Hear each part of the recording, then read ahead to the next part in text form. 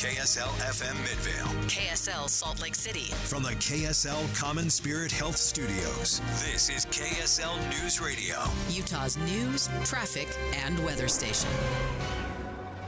9 o'clock at KSL News Radio. I'm Amanda Dixon. KSL's top story this hour. We are less than a week away from the start of the legislative session.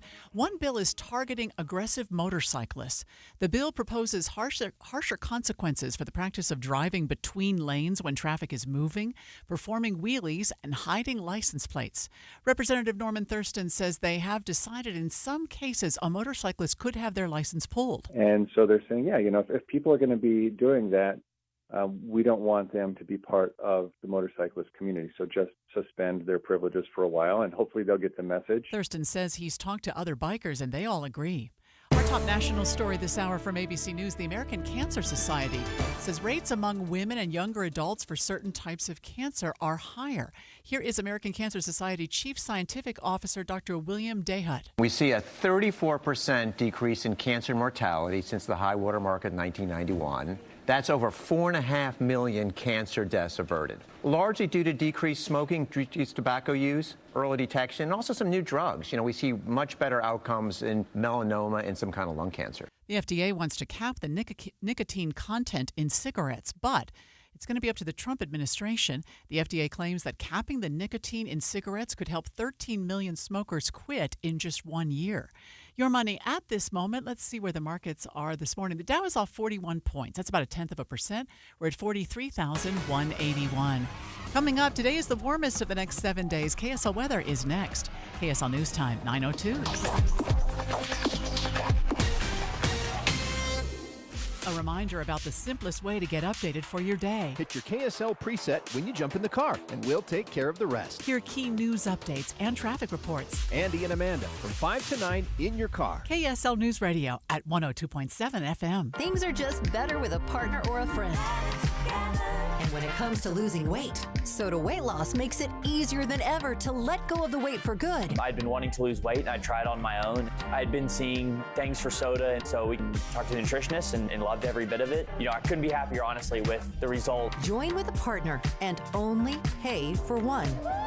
Imagine achieving all your weight loss goals together with your partner, and you only pay for one. I've let go 50 pounds, and I don't have the cravings that I used to have. I would definitely recommend soda. It's because it works. I even recommended it to my daughter, and she's on her journey now. Just go and look at the almost 9,000 Google reviews about Soda Weight Loss. Lose the weight without injections, without medications, without hunger. Get started now at sodaweightloss.com. That's SOTA weightloss.com. Soda is, say it with me, state of the art. Are you 50 or older? This news is for you. The CDC now recommends you get vaccinated against pneumococcal pneumonia. Even if you're healthy, your age puts you at risk. People 50 or older are over 6 times more likely to be hospitalized with pneumococcal pneumonia compared to adults 18 to 49. Just one shot can help protect you. Learn more and schedule at vaxassist.com. That's VAXassist.com. Sponsored by Pfizer. The smarter way to clean your floors. It's time to make the swap. Swiffer Power Mop. Introducing the new Swiffer Power Mop, the all-in-one tool that gives you a mop and bucket clean in half the time. The solution's built right in, so no heavy bucket, and the pad has hundreds of scrubbing strips to get deep into grout.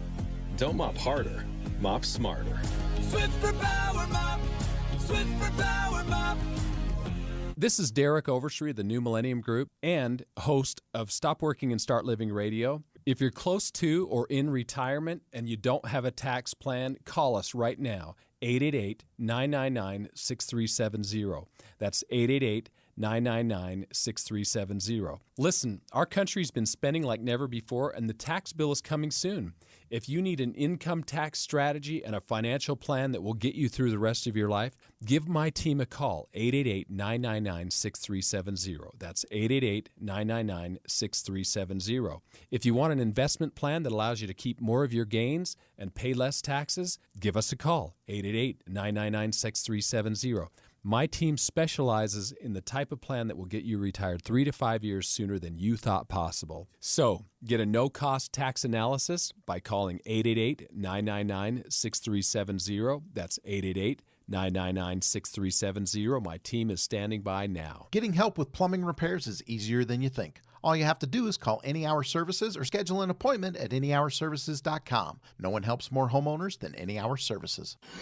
Emergency traffic and weather together brought to you by My Style Checking from Mountain America Credit Union. And here is Heather Kelly. Well, if you are northbound I-15 in the south end of the Salt Lake Valley, you are going to be at a crawl as you make your way from 106 South in Sandy all the way up to 53rd South in Murray. It's due to a multi-vehicle crash. UHP had shut down all lanes of travel for almost 10 minutes while they move some of these vehicles from the left side of the freeway over to the right. You still have a right lane and shoulder blocked with all the emergency crews and vehicles involved in this crash. It's going to take you at least half an hour just to go a few miles through the valley. Otherwise, you're going to have a pretty good drive on both the east and west side belt routes in Salt Lake. Do have still a little bit of delay on Foothill Drive northbound as you leave I-215 and head up toward the university. Lagoon is hiring full-time year-round ride maintenance technicians and electricians with journeyman or apprentice level experience. Apply online at lagoonpark.com/jobs. Must be 18 years of age or older to apply. Heather Kelly in the KSL Traffic Center. Today will be sunny with highs in the low 40s. It's the warm before the storm. The flurries are expected to come in tomorrow night. Right now, sunny and 28 degrees. I'm Amanda Dixon from the KSL Common Spirit Health Studios. Listen online at kslnewsradio.com. We're Utah's news, traffic, and weather station. Dave and Dujanovic, your morning companions for talk, analysis, and key perspectives on Utah's biggest stories on KSL News Radio. Governor Spencer Cox says it's the tech sector. They got to help us out when it comes to housing here in Utah. He mentioned this at the Silicon Slopes Summit, which has been going on for a number of years. And as he was addressing this, it was his constant theme, and it's been his theme for the last several years, about we need more housing in this state. So what kind of role does the tech sector play in that? Joining us today, filling in for Debbie Dujanovic, is Taylor Morgan, host of Inside Sources. Taylor, what role does the tech sector play in this? Well, Dave, Governor Cox made this point, and this is, I think, so important. He talked about how one of the main reasons why Utah's tech sector has experienced so much growth over the last decade is because years and years ago, the cost of living in Silicon Valley in California was so out of control, it was so unaffordable to live there that tech companies looked elsewhere to start their businesses, to move their businesses so that they could recruit and retain employees who could afford to live somewhere. And that led to a lot of growth here in Utah's tech sector. Well, the governor says that we might be reaching the same point when it comes to how unaffordable it's become to live here, and that could have an impact stifling the growth, not just all over Utah, but especially in the tech sector. So if you've got tech companies that are moving to Utah, and for some reason, whether it's we're just a business-friendly state, there's a number of reasons why tech companies are coming here. We've given them massive tax breaks for data centers. We have encouraged tech companies and large companies to come here by giving them massive tax breaks, right? So there's really this carrot of come here, be in Utah. But when you're leaving California, for example, where modest homes are going for twice the cost of what they are here in Utah, you can cash out, get your equity from these homes in California, come here, and basically cash offer anything. Yeah. And that changes the dynamic when you're selling homes here, which is problematic, because if I'm competing and I'm trying to bid against somebody that comes in with a cash offer and is saying, you know what, I'm going to waive some of these negotiating points and I'm just going to pay it because I've cashed out in California. That's a massive change to the housing here. And that is definitely happening, Dave.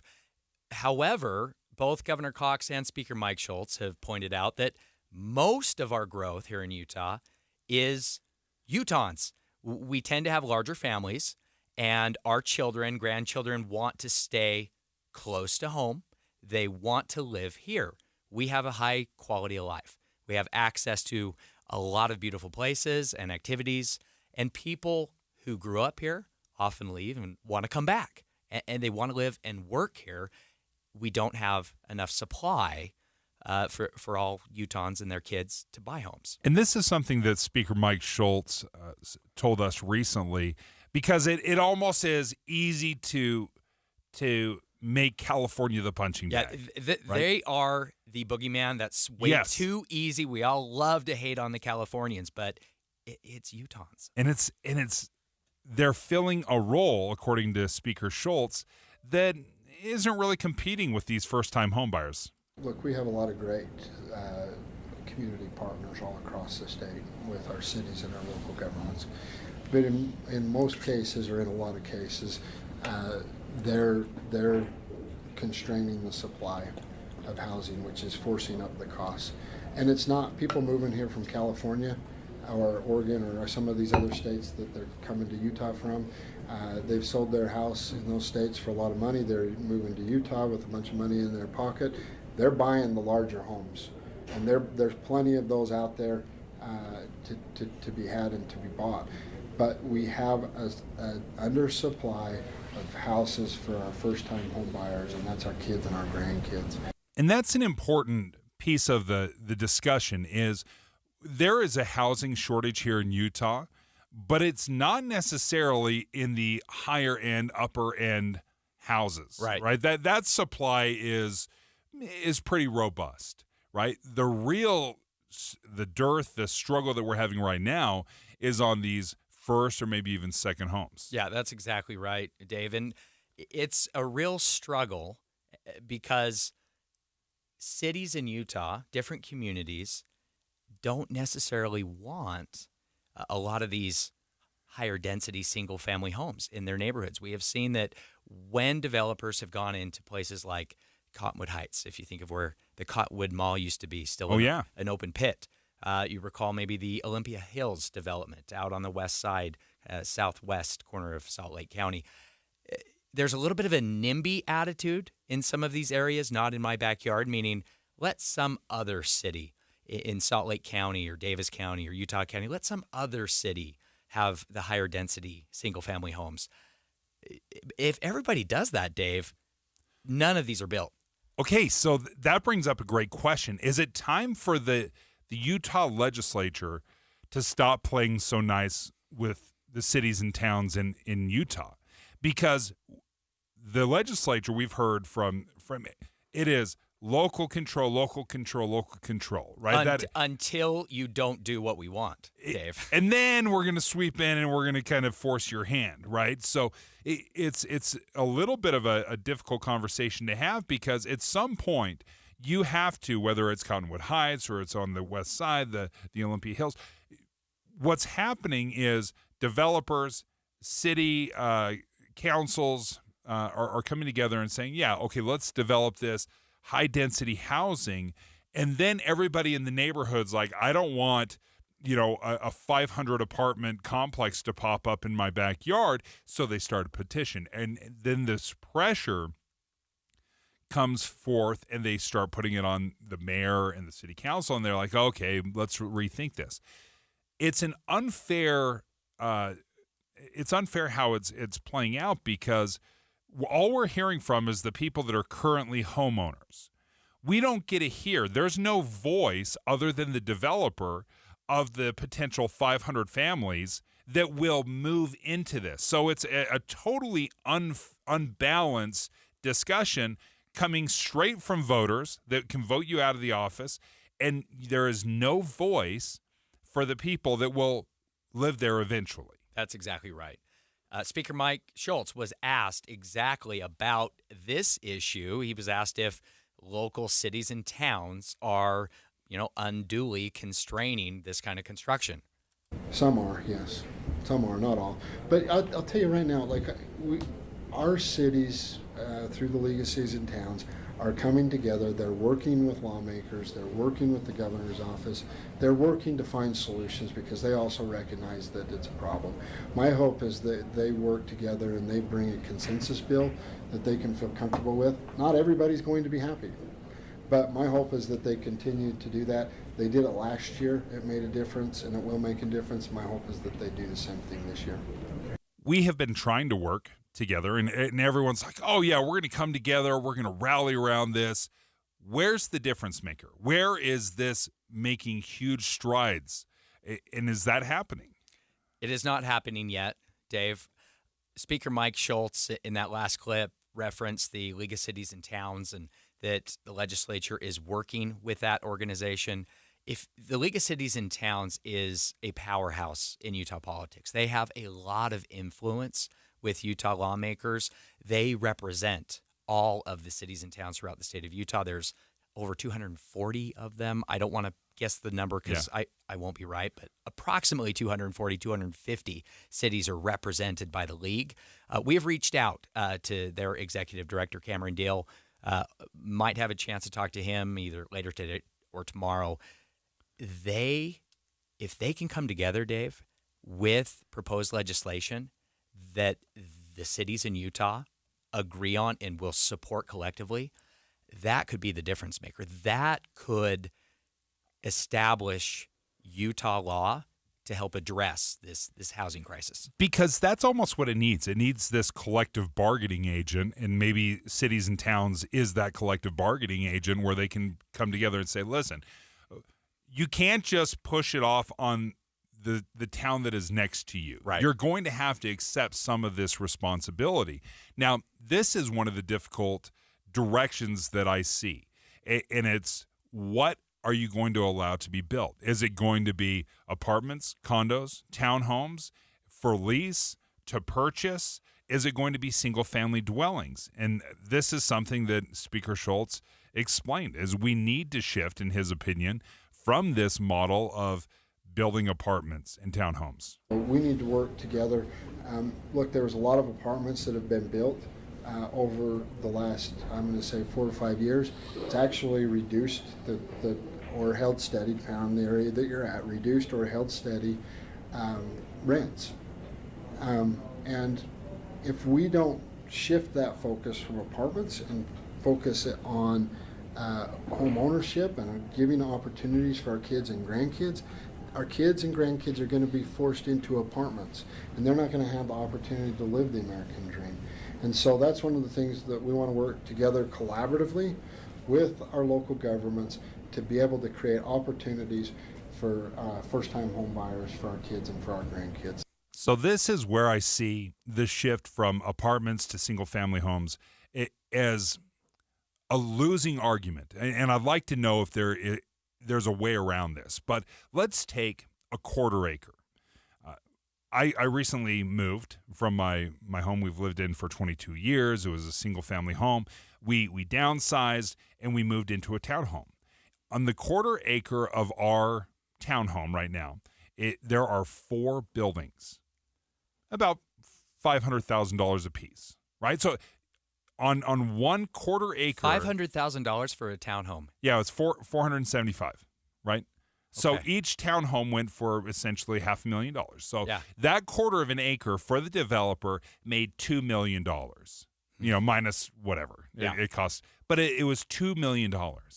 If you take a quarter acre, which I was living on, that sells for $500,000. How do you tell a developer that you've got to stop building the $2 million worth of housing to build a single-family home that you can sell for $500,000? I don't know, Dave. I don't know how you win that argument. Especially in a state that believes in the free market, that really defers to developers. To just be honest, a good number of legislators themselves have been or are developers. There is, I think, we're at a bit of a logjam, Dave, and I think legislators see that and know that. The cities and towns blocking development is one part of this, but it is certainly not the only problem. Developers are incentivized to turn a profit, to make as much money off land in a development as they can. That is capitalism, right? And so I think legislators are struggling with how to address that, how to set parameters on that so that we maximize, the number of homes and opportunities for Utahns with every piece of land. And is that what you want the legislature to do? To heavy hand this and say, okay, listen, we're going to pass a law that requires quotas. You need 15% single-family homes within this price range, 15% within that price range. You can only have this percentage of apartments, condos for sale, others for lease. I mean, how do you accomplish this, and how do you demand this with legislation and laws and pushing it through? They might have to be the bad guy if they truly believe that the demand out there is for single-family homes and that people don't want to raise their kids in townhomes or apartments. Then they're going to have to be the bad guy, and they're going to have to say and put those very quotas in. And I don't see how in the world that goes over well. Well, I think their approach so far, Dave, has been rather than setting quotas or taking a California-style approach with government intervention in terms of what kind of housing has to be built where and how much of it, the legislature has instead tried to incentivize with, for example, the single-family home grant that was funded. I believe it might be, there might be more funding for that coming, hopefully. That was targeted to providing an incentive. Yeah, here's $20,000 for closing costs to buy down a mortgage. And so the idea was that if there were more Utahns who could afford to pursue those homes, that would prompt more development of those homes. But, Dave, it's not enough. The question is, do we need to set quotas or do a little more on the enforcement side? Yeah, it's incredibly difficult because when you're looking at that program right there, let's specifically talk about that. The $20,000 that is available, it's got to be new construction, and it's got to be under $450,000. Where do you build those? Where do you build those? They're not going in at the point, I'll tell you what. Yeah. Every day I drive past this giant tract of open, empty land, and naturally we're being very deliberative about how we develop that and use that as we should. But I'll tell you what, that is prime real estate right in the heart of the south end of Salt Lake County. And if we just let developers go at it, I don't know what that would look like. Right. And is $20,000 the difference maker? No. If you're paying $450,000, does it change everything? Does it change your math if all of a sudden you only have to come up with $430,000? Nope. Of course it doesn't, right? But not that I don't appreciate effort, because there is an issue. But again, the problem I see is really coming from the cities and towns, and I'm guilty as well, right? I don't want it built in my backyard as well. But the cities and towns are going to have to figure this out because they are the ones that are in charge of the zoning and allowing for density. And do they have the political will, or do they have the guts to say, hey, listen, I know you're going to vote me out in 6 months, or you're going to vote me out next term, but we're going to do this because we have to. Yeah. Dave, this is the number one issue that threatens Utah's economic strength. Our economic growth, our business-friendly environment, all of these things have led to Utah being the strongest economy in the country, but we're a victim of our own success here, and housing affordability is out of control, and that is going to be the thing that could undo our economy if we don't figure it out. And part of the problem is we just don't have a lot of places we can go. We've got a ginormous lake on the west, and we've got mountains on the east, and we have this strip along I-15 where we can build. Yeah. And either we have to cross east or west, and we've got to make it easier other than just one single artery, which is I-80. We've got to be able to connect some of these areas to be able to expand. Otherwise, we're just moving farther north or moving farther south, which means, okay, if you're going to be commuting and I've got to purchase a home in Nephi, or I've got to purchase one in Tremonton, and then in 20 years I'm going to be purchasing in Fillmore so that I can commute into Salt Lake. We just have to branch out and think, okay, well, we can't just keep going north and south like we have been. Yeah, that's exactly right. there is not a lot of land here. And so, like with the Point, I think that's a good example. We need to be so strategic with how we develop the land we have, right? And we need to invest in infrastructure. The legislature does know this. We have to facilitate Utahns commuting in a way that makes sense. I'm not a big fan of sprawl, Dave. So maybe we need to build up more than out in some areas. And talking about infrastructure, how would we feel about a big old tunnel going through the Ochre Mountains to connect Salt Lake with Tooele to get another artery? Or a causeway across Utah Lake to connect Vineyard to the area south of Saratoga Springs on the west side. We have a heart attack whenever we start talking about that kind of stuff, but that might be the radical infrastructure change that would change everything. Hey, when we come back, let's go back. Listen, confirmation hearings are going on, and there's going to be a vote eventually, but there was something with Pete Hegseth, the Secretary of Defense. He was grilled on his comments, saying he doesn't want women in combat. Is that true? He argued that the physical standards in the military have been lowered for women. Is that true? Yes or no? We'll walk you through that next. Join the smartest conversation in Utah, the team of analysts and political advisors that make up Inside Sources. Get unfiltered analysis of the new administration, the president's cabinet, and Utah's upcoming legislative session. Inside Sources, weekdays from 1 to 3 on KSL News Radio. All right, let's talk about soft water. You don't have soft water in your house unless you consciously made a decision to get a water softener. The water that comes into your house naturally is just the hard water. That is what is piped in. And unless you make that investment into a water softener, then you're not enjoying the benefits. So several years ago, it's probably been 7 or 8 years ago now, I reached out to Connecticut of Utah and I said, hey, listen, I've had hard water and I'm experiencing some of the problems that hard water has made in my house. In fact, I was getting hard water corrosion. It burst a pipe going into my dishwasher. It flooded my kitchen. It went down into the basement. I said, all right, I've gone long enough without it. For the long-term health of my home, my wife and I decided to invest in a water softener. So Connecticut comes out.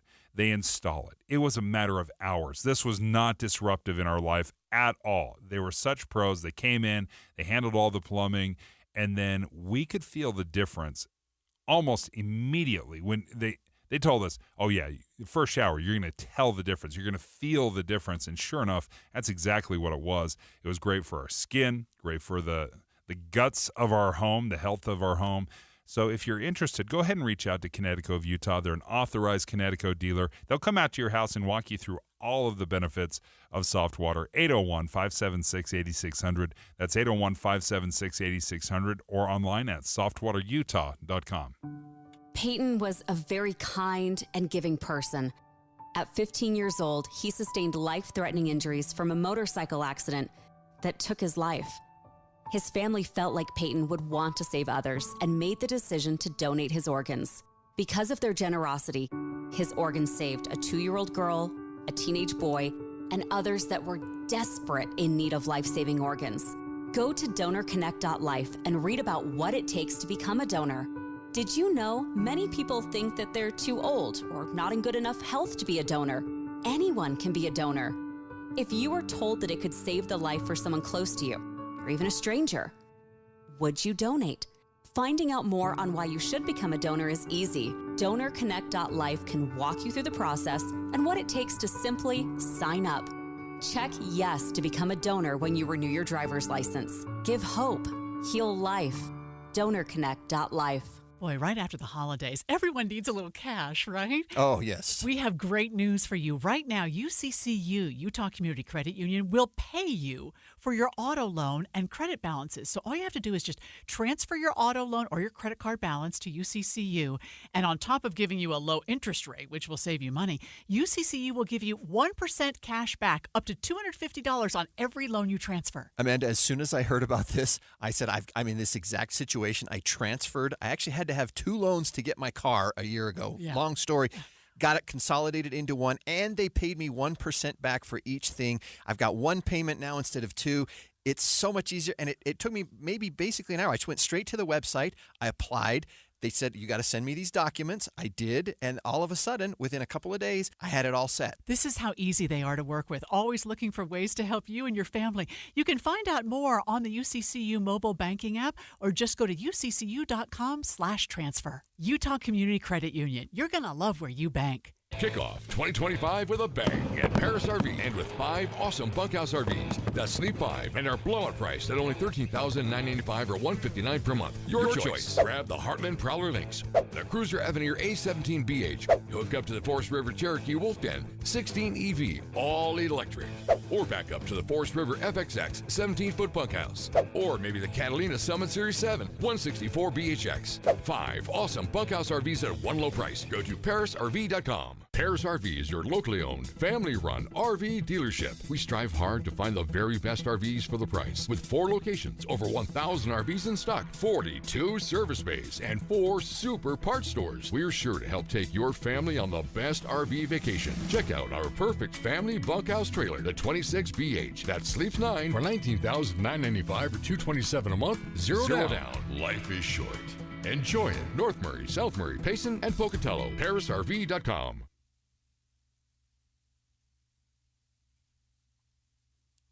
9:31 at KSL News Radio. I'm Amanda Dixon. KSL's top story this hour, we are learning more about an apartment fire in Provo that displaced dozens of people. The Provo Fire Department says it started in the kitchen. People in 30 apartments were forced to evacuate, but most of them are now back home. No injuries were reported. A Kearns family who lost their business to a fire in Kearns yesterday morning says they will rebuild. Osvaldo Vaca Perez says his parents own the La Placida market and the fire was devastating. Like a parent passed away or something. It just feels like another part of our family just got yanked away. The cause of the fire is still under investigation. Our top national story this hour from ABC News. Prime Minister Benjamin Netanyahu's office says Hamas is trying to go back on parts of the ceasefire deal. Hamas says it's committed to the agreement. ABC's Tom Sufi Burridge is in Tel Aviv with more. We're seeing since yesterday evening when that announcement came in through to lunchtime today here in Israel, about nearly 80 killed in Gaza, according to Gaza officials, and more than, nearly 50 of those casualties are women and children. So, yes, there's a deal on the table in principle, but is the Israeli military's campaign in Gaza against Hamas and the devastating impact that's having on the civilian population is still very much ongoing right now. The ceasefire deal is set to take effect on Sunday. Your money at this moment, the Dow is down just 12 points. We're at 43,208. Coming up today is the warmest of the next 7 days. We'll get a look at KSL weather coming up next. KSL News Time, 9:33. The sources where we get our news matters. When you listen to Utah's Morning News, we want you to feel the stories are important to you and trustworthy. This is Amanda Dixon. And I'm Andy Farnsworth. Join us weekday mornings on KSL News Radio. Hey everyone, it's Ted from Consumer Cellular, the guy in the orange sweater, and this is your wake-up call. If you're paying too much for wireless service, you don't have to keep having that nightmare. Consumer Cellular has the same fast, reliable coverage as the leading carriers for less. And for a limited time, new customers receive their second month free when they sign up and use promo code SECONDFREE by January 26th. So why keep spending more than you have to? Seriously, wake up and call 1-888-FREEDOM or visit consumercellular.com. Taxes, fees, and other third-party charges will apply. See website for additional details. When you're hiring, have you ever felt like you're missing out on meeting great candidates? It seems impossible to find them. Well, they're not hard to find when you know where to go. ZipRecruiter. ZipRecruiter helps 10 million people with their job search every day. And because these people are actively looking for jobs just like yours, it's easy to find the right person right away. Try ZipRecruiter for free at ZipRecruiter.com/free. That's ZipRecruiter.com/free. Emergency traffic and weather together brought to you by My Style Checking from Mountain America Credit Union. And here's Heather Kelly. We've got a new crash northbound I-15 in Draper. This is right at the 123rd South exit. It's blocking the right lane and shoulder. Multiple vehicles involved in this one. A lot of debris scattered across the lanes. So traffic is backed up into Bluffdale. And then as you get past it, you're going to run into the backups in Sandy all the way to Murray from another crash that had shut down all lanes of traffic for about 10 minutes, about 45 minutes ago or so. That still has the right lane and shoulder blocked as well. So it's going to take you at least 30 minutes or so to get from Point of the Mountain over Utah County up into the Murray area, maybe even a little bit longer than that. But everybody else is traveling nicely. Heather Kelly in the KSL Traffic Center. Today will be sunny with a high around 44 degrees. A storm system, cold front, moves in late tomorrow night, so we'll see some snow flurries in the valley on Saturday morning. Right now, let me refresh this and see what our current temperature is. Still 28 degrees. I'm Amanda Dixon from the KSL Common Spirit Health Studios. Listen online at kslnewsradio.com. We're Utah's news, traffic, and weather station. Dave and Dujanovic, your morning companions for talk, analysis, and key perspectives on Utah's biggest stories on KSL News Radio. We tried to talk ourselves out of having this conversation. We tried our best, and I just couldn't let it go because I was so fascinated with this topic. You just couldn't wait until Debbie was back, Dave. Perfect conversation for two dudes talking about women in the military. Here we go. Okay, so obviously with Pete Hegseth's confirmation hearing, he was being asked about some comments that he had made in the past that he said he didn't like women in combat roles in the military. And rightfully so. I think a lot of the Democratic senators asked him to expound on that. What do you mean by that? And there's a few things that are going out there that is kind of misinformation, not fully fleshed out. But at its core, the question is, have physical standards in the military been lowered for women? Yes or no? That's fundamentally the question that we're asking. And the answer is yes. And also no. Yeah, I think we need to define terms, Dave. Yeah. We need to define standards. What does standard mean in this context, right? Yeah. We're talking about specifically when standards have been lowered. We're talking physical standards. Physical standards. We're talking about feats of strength, if you will. Yeah. How much weight can you lift, right? There's a different standard for women in the military than there is for men. So I wanted to go back and play some of these comments from Pete Hegseth that really launched this line of questioning. And listen, he was interviewed for 5 hours, and this kept coming up from several members of the Senate, women that have served in combat. And I want to listen to his comments, and then we can flesh it out a little bit more and talk about whether or not these physical standards in the military have been lowered for women. So this is what Pete Hegseth had to say on the Sean Ryan podcast. This is the comments that kind of launched everything. Admission standards, overall standards. I think a huge one is women in combat and quotas. I think the way they pushed that under Obama in a way that had zero to do with efficacy, zero to do with lethality and capability. You don't like women in combat? No. Why not? I love women service members who contribute amazingly because everything about men and women serving together makes the situation more complicated, and complication in combat means casualties are worse. And he was describing in this conversation, because he had written a book and he had addressed this in his book, about women in combat roles, and he describes men and women as being different. Put women into combat roles so they will do the combat jobs of men, knowing that we've changed the standards in putting them there, which means you've changed the capability of that unit. And if you say you haven't, you're a liar. Because everybody knows between bone density and lung capacity and muscle strength, men and women are just different.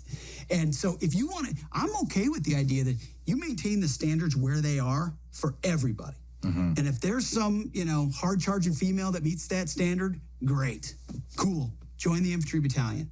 But that is not what's happened. Yeah. What has happened is the standards have lowered because the general comes by and asks a question. You know what questions are when generals ask questions. They're just a command. Lieutenant or captain or major, why aren't there more women in your unit? That means get some more women in your unit now. And that moves all the way through the training pipeline. And so I'm surprised there hasn't been more blowback on that already in the book, because I'm straight up just saying we should not have women in combat roles. So those are the comments, right? That's what launched this conversation. And so let me play what the Democratic senators had to say and the questions they were asking Pete Hegseth about expanding on this thought, expanding, because he said it multiple times. He said, I don't think women should be in combat roles. I don't like women in combat. So they asked him about it. Mr. Hegseth, should we take it to believe that you believe that the two women on this committee who have served honorably and with distinction made our military less effective and less capable? We have hundreds of women who are currently in the infantry, lethal members of our military serving in the infantry. So please explain these types of statements, because they're brutal and they're mean and they disrespect men and women who are willing to die for this country. You will have to change how you see women to do this job well, and I don't know if you are capable of that. And this was Pete Hegseth's response. Yes, ma'am. Women in our military, as I have said publicly, have and continue to make amazing contributions across all aspects of our battlefield. Talking about that issue, it's not about the capabilities of men and women, it's about standards. Standards that we, unfortunately, over time, have seen eroded in certain duty positions, certain schools, certain places, which affects readiness, which is what I care about the most. So this is really where the conversation came from. Of where he's coming from, the comments he had made in the past, and he's trying to pivot.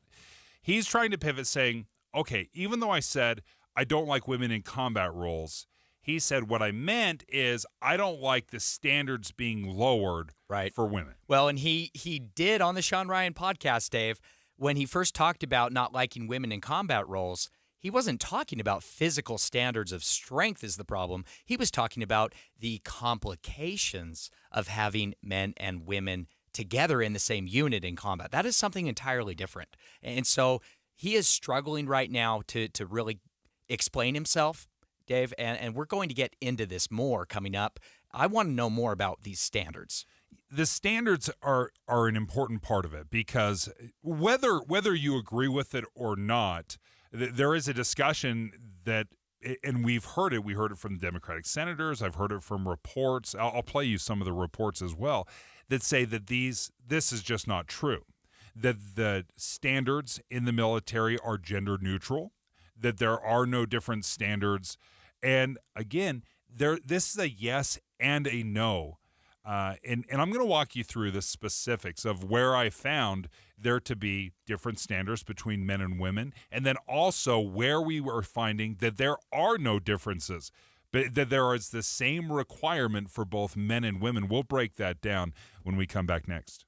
If you've ever experienced running out of hot water before your shower was done, or hard water spots on dishes and fixtures, I've got a deal you might be interested in. What's up, everybody? I'm Mike Wilson with Any Hour Services, and you probably already know that a tankless water heater and a water softener solve both issues. If you've ever thought about looking into getting a tankless water heater, here's the deal I was talking about. Through the end of February, we're including a free water softener with every new tankless water heater we install. The best part of this deal might be that you never have to worry about being the last one to the shower again, or that you don't have to waste the money keeping 40 to 50 gallons of water hot 24/7. To take advantage of this deal, call Any Hour Services before the end of February. The visit's free and there's no obligation to buy. If you decide to have us install a new tankless water heater, we'll throw in the water softener for free. That's right, a free water softener when you purchase a tankless water heater. Pick up the phone and call Any Hour Services right now for all the details. 801-443-7400. You can Google Any Hour Services. You can even schedule online at anyhourservices.com. No one helps more homeowners than Any Hour Services.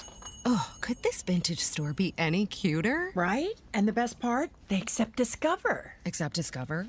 In a little place like this? I don't think so, Jennifer. Oh, yeah, huh? Discover's accepted where I like to shop. Come on, baby, get with the times. Right, so we shouldn't get the parachute pants? These are making a comeback. I think. Discover is accepted at 99% of places that take credit cards nationwide. based on the February 2024 Nielsen report. Wesley Financial Group is not a law firm. Do you find yourself stuck in a timeshare? Get the real facts about the timeshare industry and your options for cancellation. Chuck McDowell, founder of Wesley Financial Group, has put together a free information guide that reveals the secrets the timeshare industry doesn't want you to know, including the 5 ways to get rid of your timeshare. Call now and get this timeshare cancellation guide absolutely free. Call 800-330-2929. 800-330-2929. 800-330-2929. Our military faces a crisis. Recruitment down. Morale weak. Our leaders more focused on going woke than killing terrorists and defending America. President Trump nominated Pete Hegseth as Secretary of Defense to change things. Hegseth isn't an insider or a swamp dweller.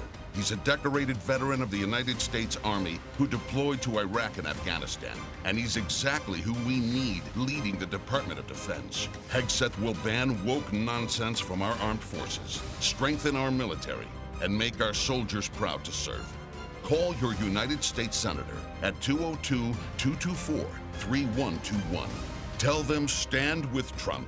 Confirm Pete Hegseth as Secretary of Defense. Again, call your senator at 202-224-3121. Tell them to vote to confirm Pete Hegseth and make our military great again. Paid for by American Leadership PAC. Dave, and Dujanovic. We couldn't not talk about this. As much as we didn't want to talk about this because we're two guys talking about women being in the military, we're like, yeah, what could go wrong, Dave? No, what could go wrong? This is. But I think there's a conversation to be had here because Pete Hegseth, who's up to be Secretary of Defense, he's going to be leading the Pentagon and an $800 billion budget. He's made some comments that he doesn't like women in combat, and during the confirmation hearing, he was challenged on that take, that hot take, if you would, because he said it, and he's written it in his book. He's talked about it in podcasts. He's been very out front on this and has not backed away from it. Let me play you a little bit of what he said on the Sean Ryan podcast that launched this line of questioning by senators. Admission standards, overall standards. I think a huge one is women in combat and quotas. I think the way they pushed that under Obama in a way that had zero to do with efficacy, zero to do with lethality and capability. You don't like women in combat? No. Why not? I love women service members who contribute amazingly. So the large question is, have physical standards in the military been lowered for women? And I was listening to the New York Times podcast, The Daily, and they were discussing and they were examining this line of questioning from Democratic senators that were challenging Pete Hegseth, saying, hey, you're saying you don't think women should be in combat. You have women in combat. How are you going to lead them? And this is something that stood out to me. The New York Times on the podcast said that is not true. Standards have not been lowered when there's clearly two standards. There is a standard for men and a standard for women, and I will walk you through the Army website, goarmy.com. I'm pulling this directly from their website, but it stood out to me that there was this belief that standards have not changed. Basically saying that in order to accommodate, whether it's gender politics or other politics within the military, you've lowered the standards, the effectiveness standards of your basic soldiers here.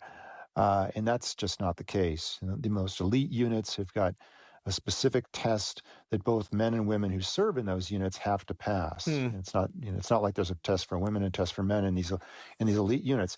And to say, that the standards have been, warped under this current administration to serve their progressive politics, that's not right. And this is what some of these Democratic senators are saying, wait a minute now, they're calling him on it.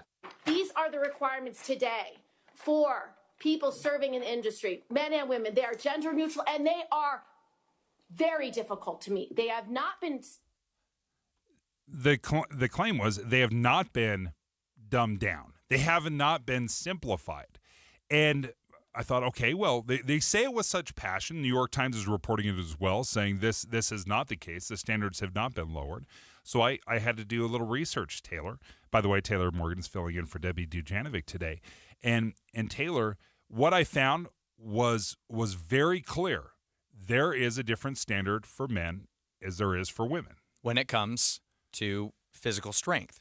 Yes. Tests of physical strength, right? Yeah, and so I go to the Army website, goarmy.com, and you guys can find this as well. And they have, when you enroll, when you sign up, when you enlist, I should say, when you enlist into the Army, there is a physical fitness test that you have to complete. Now, there are 6 things. There is a deadlift. There's a standing power throw where you basically take a medicine ball and you chuck it over your head as far as you can.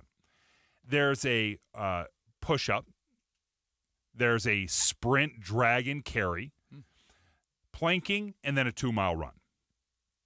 There's going to be some things that you score very well in. There's going to be others that you don't do well in. So they try to create like this all-encompassing, you might, I'm as slow as can be. Yeah. Right? I'm going to do terribly on the 2-mile run, but I could throw a medicine ball a country mile, clean over that mountain over there. And that's a point I want to come back to later, Dave, but continue with the standards here. Okay, so I look into this, and it is very clear they have a point system.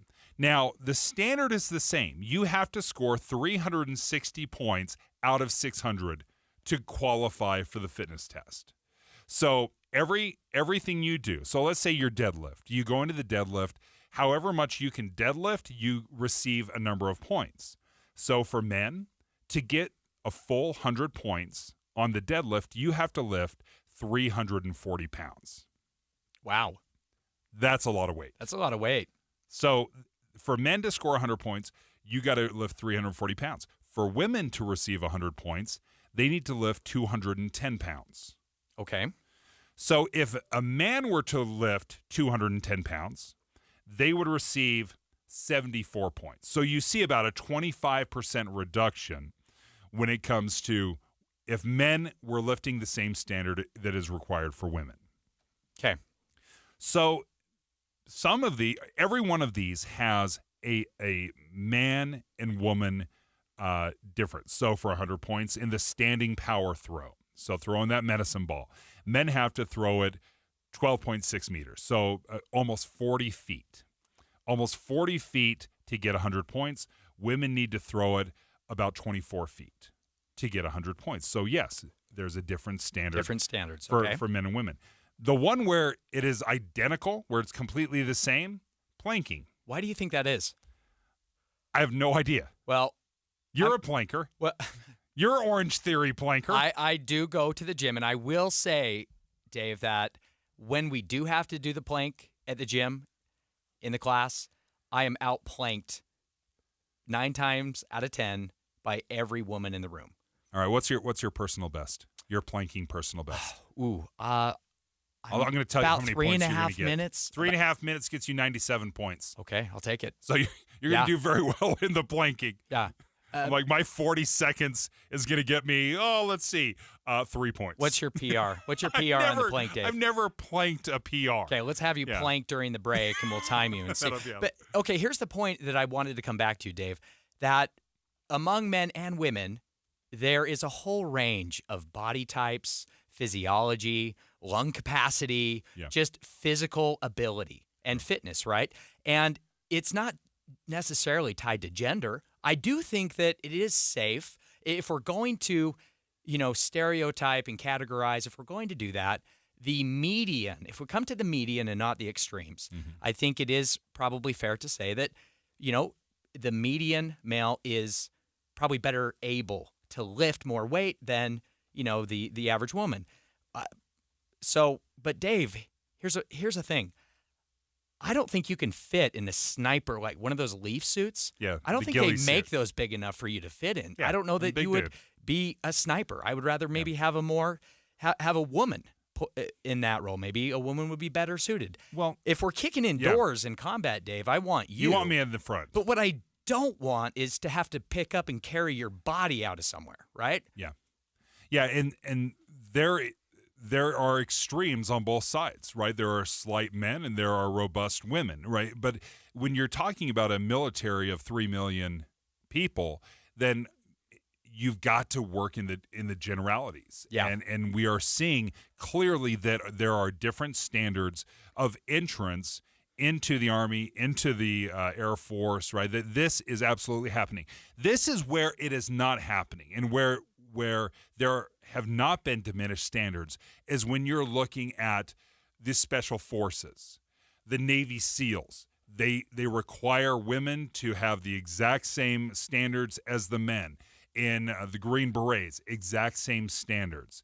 And what has happened? Well, only one woman has passed the Navy SEALs physical portion of BUDS. Only 4 women have passed the physical portion of the Green Berets. So it is true. It is gender neutral in the Special Forces, but to enlist, there is a standard, and the standard is different for men and women. KSL offers the best daily newsletter in the state. It's the 3 things you need to know. Every weekday, we deliver quality and relevant content to your inbox. No ads, no spam, just the 3 things you need to know to be informed about the world around you. Subscribe today. Visit KSLNewsRadio.com or text the word inbox to 57500. That's inbox to 57500. One of the things I love about Master Electrical Service is they've been around since 1954. So you are dealing with generations of expertise with Master Electrical Service. Well, they have joined forces with Mountain Air and have created this fantastic company, Mountain Home Services. Now, with Mountain Home Services, you're going to be, and I said it just like that, Mountain. That is very Utah. Mountain Home Services. Mountain Home Services. They'll take care of your electrical needs, your generators, your recessed lighting, also HVAC, your heating and air, your plumbing. All of these things come with that same upfront guarantee that you know so well, upfront pricing guarantee, I should say. There's no hidden fees, 100% satisfaction guaranteed. How many of us have been bitten by the bid bug, where they come out, they give you this amazing bid, and then when you actually get the invoice, it's far more? Well, with Mountain Home Services, they're going to honor that bid. Make sure you reach out to them. MountainHomeservices.com is the website, MountainHomeservices.com, or give them a call, 801-543-2222, 801-543-2222. Hi, I'm Utah Tax Attorney Jordan Wilcox. In these trying times, when inflation is out of control and our paychecks give us less and less money to support our families, the last thing any of us can afford is for the IRS to garnish wages, levy bank accounts, or seize assets. It's important now more than ever to protect your financial security. We have reduced our tax liability by over $42,000. $66,300. Let us safeguard you. Visit endtaxworry.com. We have saved countless taxpayers like you millions of dollars, kept businesses in operation, and ensured that our clients receive the best possible outcome. Nearly $65,000. $12,000 is something that you can look at and say, okay, I can handle that. I'm Jordan Wilcox, your Utah tax attorney. You work hard for your money. Let us work hard for you. Visit endtaxworry.com. We're very grateful. I know the holidays are barely over. They're in the rearview mirror, though, and it's time to look ahead at what is coming up. And Ruth's Chris Steakhouse wants you to remember that Valentine's Day is not that far off. And if you want to make sure that you impress that person that you love, it's time to make your reservations now at either location of Ruth's Chris Steakhouse. Talk about a romantic evening and getaway. Hotel Park City up there in the mountains, maybe a day of skiing and then dining with Ruth's Chris Steakhouse. And then, of course, downtown Salt Lake City. What a perfect evening for Valentine's Day. Catch a movie, catch a game, whatever it might be. And then at 275 Southwest Temple, dine at Ruth's Chris. The best meal you and your loved one will ever have is awaiting you at Ruth's Chris Steakhouse. The perfect steaks, the desserts, the side dishes, seafood, poultry, it's all there at Ruth's Chris Steakhouse. Things are just better with a partner or a friend. And when it comes to losing weight. Soda Weight Loss makes it easier than ever to let go of the weight for good. I'd been wanting to lose weight, and I tried on my own. I'd been seeing things for soda, and so we talked to the nutritionist and loved every bit of it. You know, I couldn't be happier, honestly, with the result. Join with a partner and only pay for one. Imagine achieving all your weight loss goals together with your partner, and you only pay for one. I've let go 50 pounds, and I don't have the cravings that I used to have. I would definitely recommend soda. It's because it works. I even recommended it to my daughter, and she's on her journey now. Just go and look at the almost 9,000 Google reviews about soda weight loss. Lose the weight without injections, without medications, without hunger. Get started now at sodaweightloss.com. That's SOTA weightloss.com. Soda is, say it with me, state of the art. KSL FM Midvale. KSL Salt Lake City. From the KSL Common Spirit Health Studios, this is KSL News Radio. Utah's news, traffic, and weather station. 10 o'clock at KSL News Radio. I'm Amanda Dixon. KSL's top story this hour, education leaders in the state say there needs to be more effort starting in grade school to encourage young men to attend college. Women make up 53% of higher education enrollment in Utah. This follows a national trend of women entering college in greater numbers than men. The Deseret News reports the American Institute for Boys and Men president, Richard Reeves, says he believes the problem needs to be addressed early in K through 12, saying education at that level is not boy-friendly, saying schools can start addressing this by hiring more male teachers. In addition, Utah's Commissioner of Higher Education, Jeffrey Landward, says the level of trust in higher education is down and may be impacting young men in ways they're still trying to understand. Brianna Willis, KSL News Radio. Our top national story this hour from ABC News, a trial to decide if Rudy Giuliani can keep his Florida condominium and 3 World Series rings was postponed today because he didn't show up to court. The former New York mayor and President-elect Trump attorney was ordered by a judge to turn over many of his assets to pay off a $148 million judgment against him for defaming 2 Georgia election workers. We are learning more about an apartment fire in Provo that displaced dozens of people earlier this week. The Provo Fire Department now says the fire started in the kitchen. Most of the people in the building have been allowed to return home. Your money at this moment, the Dow is up a little bit now, up 34 points. We're at 43,255. Coming up, sunny but hazy this afternoon. KSL weather is next. KSL News Time, 10:02. Mornings are for recharging. And they're for starting your day right. We volunteer to join you in the car. Get news and weather at 102.7 FM during the most important part of your day. Andy and Amanda, each morning between 5 and 9 on KSL News Radio. Tired of hearing scary radio ads about the IRS? Tax Relief Advocates is different. TRA is here to tell you that if you owe money to the IRS, whether it's $5,000 or $500,000, we have a solution. TRA can eliminate or reduce what you owe to the IRS with zero risk to you. We have over 1,000 5-star reviews on Google and an A+ with a BBB. End your tax nightmare today by visiting TRA.com or call 800-583-6681. That's 800-583-6681. Do you find yourself stuck in a timeshare? Get the real facts about the timeshare industry and your options for cancellation. Chuck McDowell, founder of Wesley Financial Group, has put together a free information guide that reveals the secrets the timeshare industry doesn't want you to know, including the 5 ways to get rid of your timeshare. Call now and get this timeshare cancellation guide absolutely free. Call 800-838-6161. That's 800-838-6161. 800-838-6161. Tay-Tay was a typical girl that loved pink, singing, and all kinds of animals.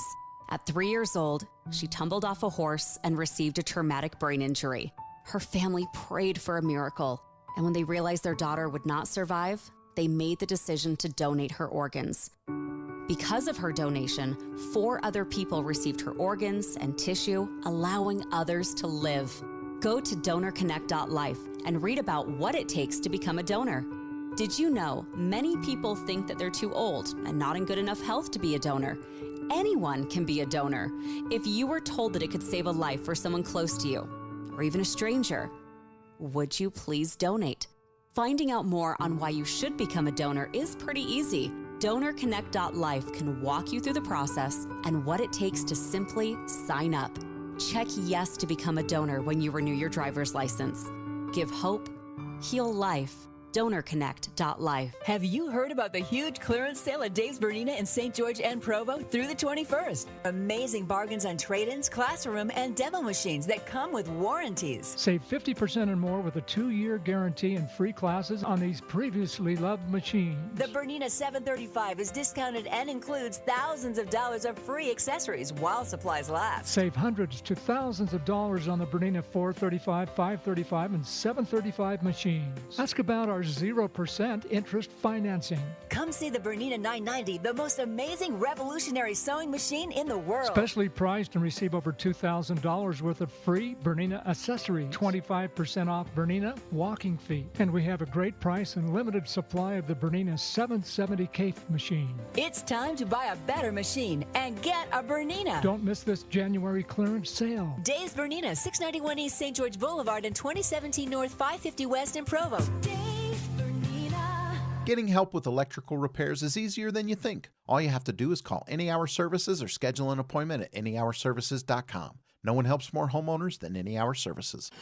Emergency traffic and weather together brought to you by My Style Checking from Mountain America Credit Union. Still emergency, Heather. Yeah, this is due to a new crash that's northbound I-15 in Draper, right before the 123rd South exit. 2 right lanes are blocked. Traffic is backed up all the way to the point of the mountain, and it is basically stationary in many areas along that stretch. So it's going to still take you a good 15-20 minutes just to go from point of the mountain into Draper. But once you get past it, the earlier crash we had in Murray has cleared, so now traffic is mostly at freeway speeds between Sandy and Murray, which is a good thing if you're trying to get into Salt Lake. Advanced Window Products, Factory Direct Affordable Windows.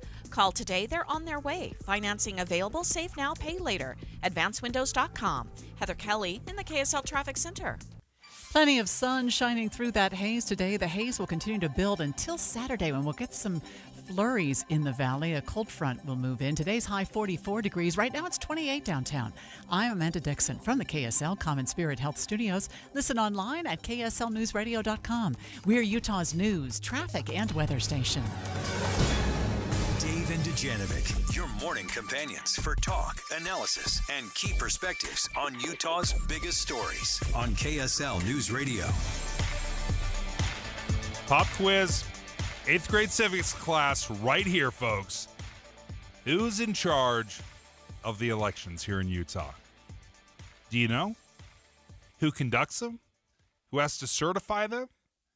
A lot has been brought up and some discussions have been made about who should be overseeing the state's elections, because we have the county clerks that conduct the elections. So how does it break down? Taylor Morgan is filling in for Debbie Dujanovic today, and this is so in your wheelhouse. This is so in your expertise. You can walk us through, and hopefully you're more exciting than my 8th grade civics teacher. I don't know, Dave. That is a difficult task. The question is, how nerdy do you want to get with How nerdy this? should we get? Well, we have to get a little bit nerdy. Okay. Utah's election administration system is unique. States are allowed to administer elections in their own way. Here in Utah, our elections are administered. And when I say administered, that's a fancy word for really counted. You know, the people who mail the ballots, who receive the ballots back and then run them through the machines and tabulate them and actually count the votes, right? Those are our 29 county clerks. Elected. All of those clerks are elected to that position. Now, I should say some are also auditors and have other roles, right? But all of them are elected to that position in a partisan election process, okay? They administer the election. Now, Utah's lieutenant governor, who is elected but not elected independently, right? The lieutenant governor runs on a ticket with the governor. So really it's the governor who is elected, and their lieutenant governor candidate becomes the chief state election officer. Which is not always the case. There's states across the country that elect the governor and the lieutenant governor separately. And some have a secretary of state that is elected separately that is over a number of things, including elections. Mm-hmm. So here in Utah, our lieutenant governor, Deidre Henderson, is the state's chief election officer, but she does not administer elections. She does not count votes. She oversees elections. She supervises and enforces election law when it comes to the county clerks and the process. If there are questions, then that's who you go to. If you're the state election, or if you're the county clerk and you're unclear, that's a resource where you can go and say, hey, can you give me some clarification here? That's right. That's exactly right. The state elections office, where I used to work, by the way, back in the day, I worked for then Governor Gary Herbert and Greg Bell in the state elections office. And we worked a lot with the county clerks. We traveled around the state, provided trainings and resources and all those kind of things. So election law is super, super complicated, Dave, and there needs to be a lot of support to make sure our elections happen. So now there's a lot of conversation right now on Utah's Capitol Hill about this, about how should we oversee our elections. The optics, right, of Deidre Henderson, the lieutenant governor, being on the ballot with Governor Spencer Cox in this last election with a lot of claims and controversy. I should point out, none of them based on fact or founded or proven, right? But there were a lot of claims by opponents of Spencer Cox about Deidre Henderson having a conflict of interest there, right? Because she's on the ballot. She is on the ballot as a running mate with Governor Cox, right? Now, this isn't totally unique. Just walk me through this, that oftentimes you will have a county clerk that is administering the votes. They will also be on the ballot. The county clerk will be. That's right? exactly and so right. they'll be counting the very votes that are either electing them or re-electing them. So it's not just a lieutenant governor issue. This is happening across the state as well. That's an excellent point, Dave, because again, those who were critical and loud about the optics of Deidre Henderson's role during this election, funny enough, they didn't mention anything about our 29 county clerks, and some of whom were also up for election when they were actually counting the votes, right? It would be theoretically the exact same conflict of interest, right? Even more so, Dave, because again, Deidre Henderson is not counting votes. Those county clerks are. They are literally counting the votes. Yes. They're tabulating them. Okay. But again, the loudest voices and critics here have not talked about that at all. And so it's inherently political, Dave, right? That's what's happening here. So it's focusing specifically on the lieutenant governor and her role. That's exactly right. This is a lot more about the politics of those who were opposing Spencer Cox and Deidre Henderson than it is the reality of any conflict. However, there is a movement on Utah's Capitol Hill to potentially change the office of elections and take elections out of the lieutenant governor's office and create a new office, a statewide office of elections with a director of elections that would be appointed by 5 people, by the governor, the Speaker of the House, President of the Senate, Attorney General, and State Auditor. Those 5 officers would appoint a director of state elections. Okay, so if there was an appointment, let's look at maybe the pros and cons of having a director of elections. If someone is appointed and there's consensus, they rally around somebody, what is the pro side, or what's the positive argument to having that versus having it rest with the lieutenant governor? Well, the legislature, I should be clear that we don't have a bill yet this session. There was a bill put forward last year by Representative Ryan Wilcox that would have done this. It was introduced and then pulled. Conversations were ongoing. He has gone on the record recently in the Deseret News stating he intends to run it again this year. And we have seen in their priority statements from both the House majority and Senate majority, they have alluded to election oversight or election administration as one of their top priorities. I think that's what this is, Dave. The pros of moving the chief elections role out of an elected office, potentially that could depoliticize that role. It could remove just this negative perception of a conflict, even though there isn't a real conflict, right? But again, if we're not doing that with our county clerks, does this really accomplish anything? No, it's a great question. I wonder if you had somebody that is not doing the multiple roles of a lieutenant governor is not just handling elections. She has a lot of other duties, and maybe split focus is natural to that position. Can I ask you, Dave, do you know what an apostille is? Something oh, that's a great question. Hold on, I know this because we had to do it for my kid that went on a mission, and we had to do something at the lieutenant governor's office, and it was apostille because I was saying it wrong. I was calling it apostille. So yeah, I forgot what it does though. Yeah, well, we don't have time to explain it, but I will tell you that a disproportionate amount of time and effort in the lieutenant governor's office is spent on processing apostilles. Okay. Listeners, look it up, Google it. You're going to have to know what that is at some point in your life, unfortunately. Okay, so if you did have a director of elections that was appointed full-time, that's all the focus, it's all the time and effort, I could see benefits of that, where you're not having to juggle multiple responsibilities. Potentially, yes. However, do you give up accountability? Direct accountability to the voters. Dave, we saw when it's not an elected official. Right? In a new poll by Y2 Analytics that was released yesterday by the Sutherland Institute, that poll found that 74% of Utah voters want that office to be an elected position. Okay. Which could theoretically turn over every 4 years, right? If you could have a new lieutenant governor every 4 years running the elections. So you would have this direct tie that if you're unhappy with the way it's being done, you could theoretically vote out the lieutenant governor, but it's almost you'd have to vote out the governor as well. Yeah, that's exactly right. Because they're connected. The ticket's connected. Yeah, that's right, Dave. So much of this is really political, and a lot of it is personal as well. With the current lieutenant governor? Yeah, that's exactly right. Yeah. So what's the hang up here? I guess I mean I understand the conflict theoretically. I understand where there could potentially be a conflict where you're having to certify elections that you're actually participating in. Again, to the point I made earlier, we've had the exact same quote unquote conflict of interest with the counties, the county clerks that conduct this. I don't know the better solution, because if you're going to do this to the lieutenant governor and you're going to have a separate elections office that is appointed, do you want the exact same thing to happen on the county level? Because you don't exactly see right. this. And that is where the real direct conflict exists.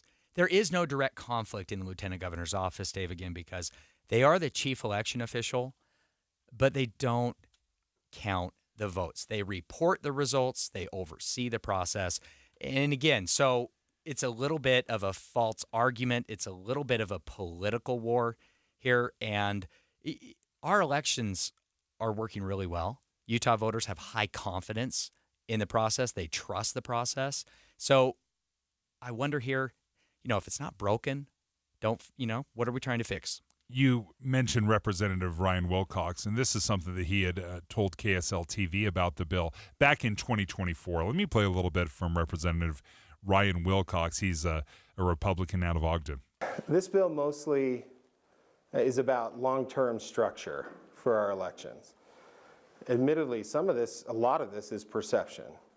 What it does not do, it does not support a premise that there's some kind of fraudulent activity happening in our elections. This bill, what it does do is it attempts to disperse both the authority and the oversight of our election systems going into the future. Now, you were talking about this research that has been done. Y2 Analytics had said that essentially 3/4 of Utahns are comfortable with the way it is right now. And as we're looking at some of these numbers in this survey, what else came out of that for you? Yeah, so this study by Y2 Analytics of about one. I say Y2K. This is like going back 25 years. How old are you, Y2K Dave? Analytics. You guys remember the disaster of Y2K? I don't. Y2 because Analytics. I was living in a foreign country at the time, Dave. Okay. But 1,000 active registered Utah voters were surveyed by Y2 Analytics. Great local polling firm. Really best of the best. I'll just put that out there. So I really trust their methodology. I have high confidence in these results. I think they're very informative. They found that 87% of those voters are confident in Utah, the state level process here in Utah. They do have some concerns. Confidence is a little bit lower when they're asked about the confidence in the process overall nationally, but 87% are confident in that process here in Utah. They were also asked about some specific measures that are being considered by the legislature that could potentially increase confidence in the election process. Things like requiring identification on a vote-by-mail ballot. That was found to increase confidence slightly. There were some other things that were asked that reduce confidence significantly. Ultimately, the big change we're talking about here with the election oversight, like I said, 74% of Utah voters want that to stay as an elected position. The thing about elections and trusting elections that is fascinating is we run elections differently in every single state in the nation. Now, maybe not hugely different. Maybe it's just a little tweak with the way we do it versus Nevada or Idaho or New Hampshire. But they are run through the states, and the states put in their own little tweaks. But correct me if I'm wrong. I mean, we have been doing, for example, vote by mail for over a decade right now. There are other states that are pretty new to the vote by mail game, and they haven't maybe had the experience or expertise. Yeah. So it doesn't run necessarily as smoothly as us. That's exactly right. And I mentioned before that I spent some time working in the state elections office, and I was there at the time when we started piloting vote by mail here in the state of Utah. And I know from personal experience, and I can say that it took Utah a few years to work out the kinks with vote by mail. It was not ready on day one, and that's why we did a pilot program to test it, to scale up implementation, to get feedback and input from county clerks and voters. It took us some time to get it right. Now, we saw with the COVID pandemic, Dave, we saw a lot of states rush to implement vote by mail, and we saw some issues with that. Mm-hmm. We saw some hiccups and issues in the process, but I believe those have mostly been addressed and fixed, and our process works so well. Is it perfect, Dave? It's not perfect. We found in the last election, the legislative audit found that 2 dead voters cast ballots out of approximately 2 million votes cast. But we caught those. We can audit, we can track. We caught those instances, and that's exactly how it should work, right? I'm trying to figure out what that percentage is. So 0.0000001% of votes cast were by illegal dead voters. Yeah, I don't think those dead voters had an impact. Yeah, and you don't think that those 2 votes made the difference? Well, there was. how do we criminally charge a dead person for illegally voting is the question.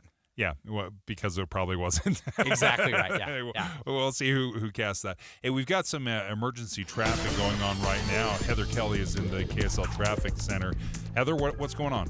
Oh, we've got a crash. It's a multi-vehicle crash northbound I-15 just before the 123rd South exit in Draper. 2 right lanes are blocked, and traffic is pretty much at a crawl, especially in those right-hand lanes, backed all the way up to the point of the mountain. It's taking at least 25 extra minutes just to go a few miles coming out of Utah County up into Draper. But after that, you'll be at good speed. Heather Kelly in the KSL Traffic Center. Heather, thank you for the update. Yeah, that northbound I-15 in Draper backed up to the point of the mountain. We'll keep an eye on that, and we'll get updates throughout the show if it loosens up and starts flowing a little better. But Taylor, going back to this conversation about trust in elections, largely it sounds like this most recent survey has shown that 3/4 of us are very comfortable with the current power structure, the way it's how it lines up. At the same time, acknowledging that there is a sliver of folks here in Utah that do want to see the change. Yep, that's exactly right. Some do think we could do it better and would like the change, and certainly some lawmakers are among that group. I've spoken to several county clerks about this, and some of the struggles, the intention to fine-tune and refine the election process to bring absolute utmost confidence for everybody we will see this often by the legislature where they come down and say, okay, now we want all the ballot boxes to have cameras and we want to be able to record this. And they're adding layers to make sure that everything is running smoothly. But talking to the county clerks, they say it's difficult every single year to get something new, a new mandate, a new step forward that we have to apply. And it's difficult to keep up with all the changes every year. It is incredibly difficult, Dave. There is probably no larger section of Utah code than election law. It is constantly added to and changed every single year. Being a county clerk and administering elections and following all those laws and timelines and deadlines and dates, that is probably the hardest job, the hardest elected position you could have in Utah. They do a great job. They're unsung heroes. Yeah, well, we appreciate the conversation. Hey, when we come back, let's talk about tipping in restaurants. Now, this is not the tipping when you're getting your gourmet double chocolate chip cookie. This is tipping in restaurants. What we've seen is a reduction. For the first time in 6 years, people are tipping less at restaurants.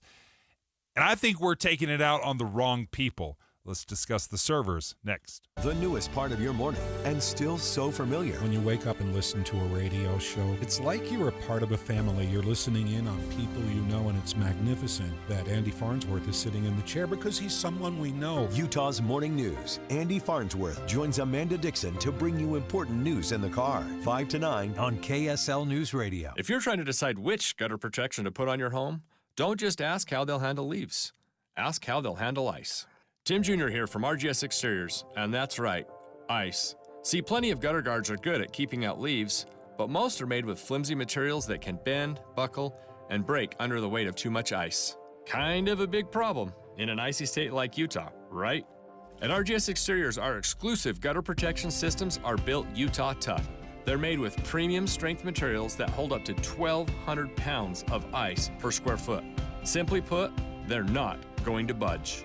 Our gutter guards are also certified to handle hurricane-level winds and rain. Mother Nature can't damage them. Guaranteed. Utah Tough Products. That's the RGS way. For a free estimate, call 801-280-3110 or visit rgsexteriors.com. That's rgsexteriors.com or 801-280-3110.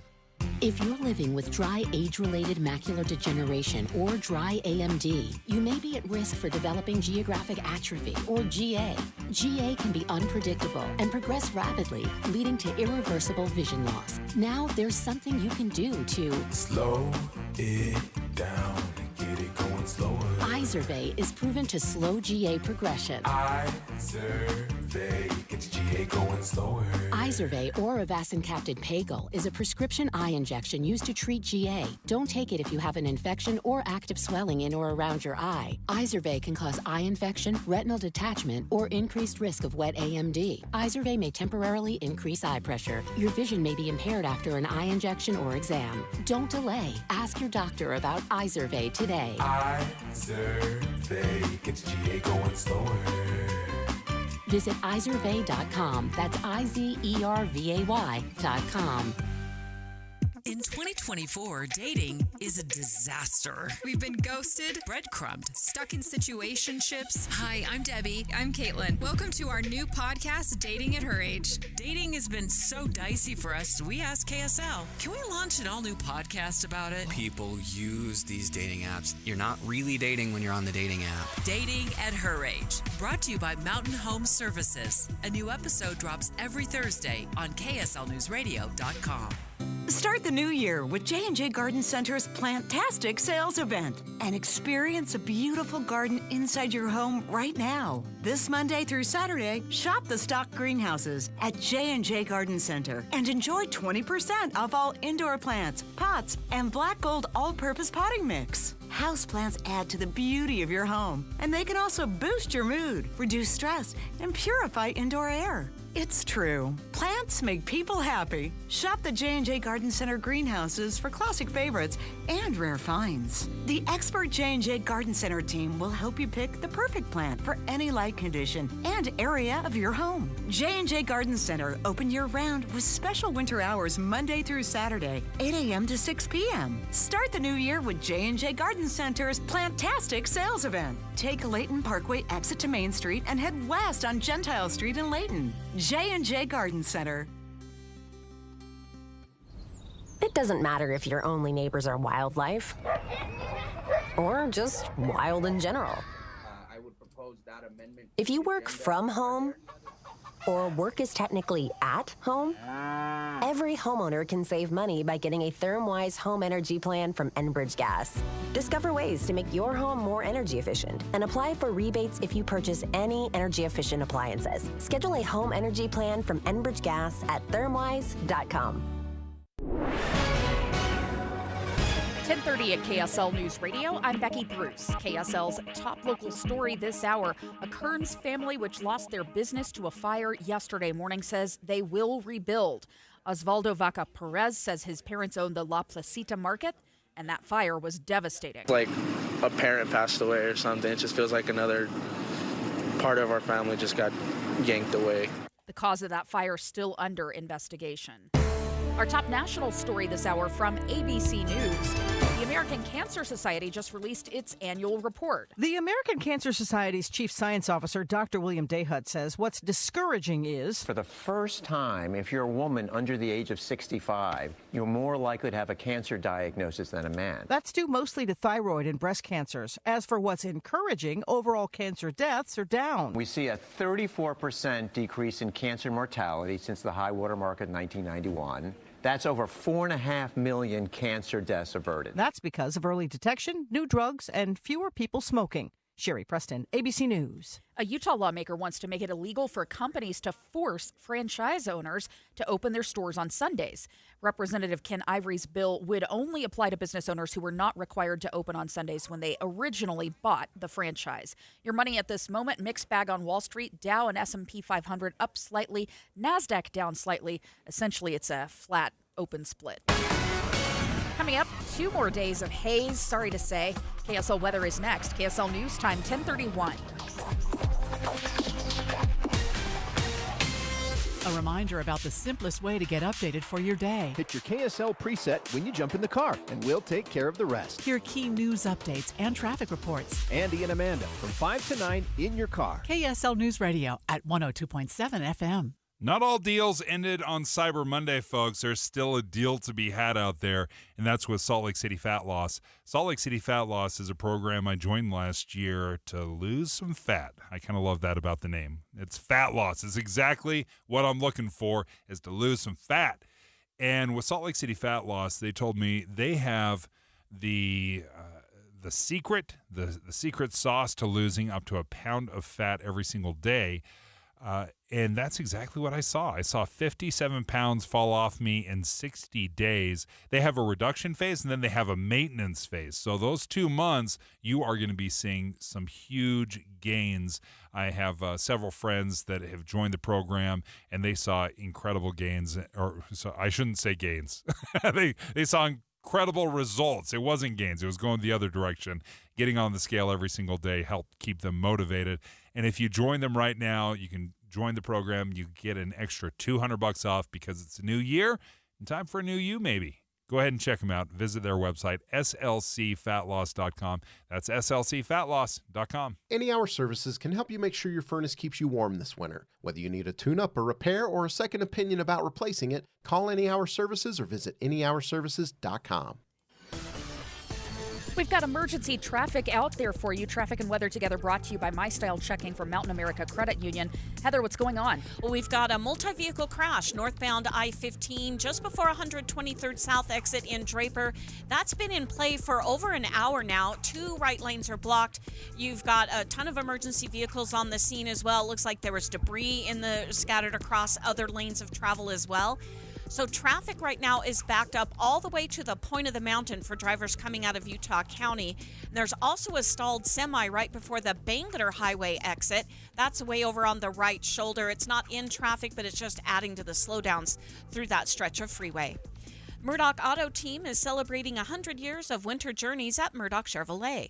Right now, take up to $6,500 off a 2025 Silverado or up to $9,000 off a new Suburban. Heather Kelly in the KSL Traffic Center. We should see a high of about 44 degrees today. Haze will continue to get thicker until Saturday when we've got a small storm that should clean the air and drop some snow in the valleys. Right now, it is sunny and 30 degrees. I'm Becky Bruce from the KSL Common Spirit Health Studios. Listen online at kslnewsradio.com. We're Utah's news, traffic, and weather station. Dave and Dujanovic, your morning companions for talk, analysis, and key perspectives on Utah's biggest stories on KSL News Radio. Priced out, inflation, special coverage with Dave and Dujanovic. Is it inflation, or are you just being grumpy when it comes to tipping? Or is it both? Are you grumpy Tipping inflation? Because of the inflation? Oh my goodness. Okay, so yeah, we have no doubt seen massive increases when it comes to what you're paying at the restaurant, right? I paid $5, so help me, I paid $5 for a taco, like a street taco. And I obviously had to get 3 of them. I mean, how was the taco, Dave? It was not a $5 taco. Okay. Like, listen, for something to be a $5 taco, my taste buds better jump out of my mouth, form a human being, and then give me a hug. That's what I'm looking for. That's how good a taco should be if you're going to charge me $5. And you're a large man, Dave Noriega. It's going to have to be a large taste bud. You're going to have a few tacos. I've never once in my life eaten a single taco. I'll just be honest. I've never eaten a single taco. So, yeah, we have seen inflation has increased how much you're paying at restaurants. But the Wall Street Journal has found that people are tipping less at restaurants than they have in at least 6 years. So we're at a 6-year low when it comes to tipping. The question I have is why? I know you're a phenomenal tipper just because everybody claims to be a phenomenal tipper. Of course, yeah. Except I know half of you are tipper. lying. You're terrible tippers. Yeah. Well, like 15% sounds reasonable. I was a server for a long time. Okay. I put myself through part of my college, my undergrad years, waiting tables. It is a tough job. It is a really tough job, especially now. I don't want to call anyone out. It's not just Utahns who have maybe some proclivities when it comes to tipping, but there are certain people who they're just cheap. I'll stop trying to be nice. I'm not going to dance around it, Dave. Yeah. Many people are terrible tippers. When you're serving, when you're waiting tables, at least here in the state of Utah, you're not making an hourly minimum wage. Servers are exempt from the federal minimum wage. You're making a couple dollars an hour. $2.13. Yeah, as a server. And you rely on those tips. And if you have a slow night, you're in trouble. And you have to work a lot of other shifts to make up for 1 or 2 bad nights. It's tough. So you're getting paid a minimum wage of $2.13 an hour if you're a server that is receiving tips. Yeah. Right? Now, many of the places where you see tipping happening, if you're going to go get that gourmet cookie or an overly expensive cup of coffee or a soda, you'll see little tip jars on the side there. Those individuals, they are making an hourly wage. They're getting paid $10, $12 an hour, and then the tips are gravy. Yes. Right? It's nice to have. Sure. But they're not dependent on it. You know that awkward moment, Dave, when you go to one of those places and you order your cookie or your coffee, or this happened to me at a reptile store the other day when I went in to buy some roaches for my son's bearded dragon. Okay. So it happens everywhere. No. Yeah. They did not ask a tip for you buying cockroaches. Yes, they flipped the screen There's around. no way that happened. I promise you 100%. That is unbelievable. 100%. It's the greatest example of over asking on a tip that I've ever heard of. And so what they do is I have my Apple Watch there. I tap and pay, and then They do this thing where they awkwardly say, okay, and there's just one last question for you there. They flip the screen around, and then there's the tip screen, right? Oh, my goodness. And it is so awkward because I have to go into the store regularly, Dave, to buy roaches for the Bearded Dragon. They're going to recognize me. They know who I am. And if I don't do just some kind of nominal tip, like, are they going to be upset at me? Yeah, they're going to give you the old roaches It's from here on out. There's no reason to tip for this. No. They're getting paid an hourly wage to do this job. I'm not consuming the roaches, so I have no idea if they're delicious or not. So why should I be tipping? It is tough. So this is a different issue than tipping servers at a restaurant. Tipping is for service, okay? Those servers make a living off those tips. That is important because there's a huge frustration out there with tipping in general because of this thing with the reptile store, in my experience. Everywhere, there's this expectation that you're going to tip. That is having a very unfair blowback on our servers who rely on those. Many of the contributing factors to your point in this Wall Street Journal article says customers' fatigue over rising menu prices is leading to smaller tips. So what you used to be able to get for maybe $10 or $12 is now $15 or $17, and people are saying, listen, I'm not walking out of here paying for lunch. $20 is my limit. Now, you can either take it on the front side or the back side. You can pay it for the food, but I'm walking out of here at $20, not a penny more. So that's kind of what's leading to many of these declining tips. Increased presence of tip prompts, to your point. When you're buying roaches, you should never have a tip prompt. You know what? That probably should be in the Constitution. Rising costs of ingredients and labor. Now, goes back to this inflation where everything's costing more, and businesses are incentivized to say, listen, I'm going to pay you $9 an hour, but you can trust you're going to make $4 or $5 an hour more in tips. If they can get people to tip and they can include that, it's just not guaranteed. Yeah, well, fortunately for servers, those in the industry, Donald Trump is not going to tax the income from tips anymore. So because, of course, they're all paying taxes on every dollar of those tips, perhaps that will help out a little bit here, Dave. Yeah, and the idea that that's actually going to go through, I think that is super far-fetched. Yeah. There's no way they're getting rid of the taxes on Of course, tips. I'm teasing there, but no, tongue-in-cheek for sure. The average decline in tips, though, I want to make sure that we're talking about this accurately. The average tip at full-service restaurants now is 19.3%. It did drop, okay, but it's 19.3%. Yeah. How much do you tip? What is 20? Okay, yeah. I'm a flat 20 every time. What is your high end? What is your high end? It is 20 every single time. Hold on. So because that's how I do the math. So you don't incentivize, like if you have outstanding service, like if you're really just pounding the Diet Cokes, your server is ready with a new Diet Coke before you're done with the old one, and you go through a dozen Diet Cokes at lunch. Don't you think you should maybe bump it up to 25 or 30%? It is 100% what I do. You described it exactly how it goes down. And that, in my mind, is worth 20%. 20%? Okay. Yeah.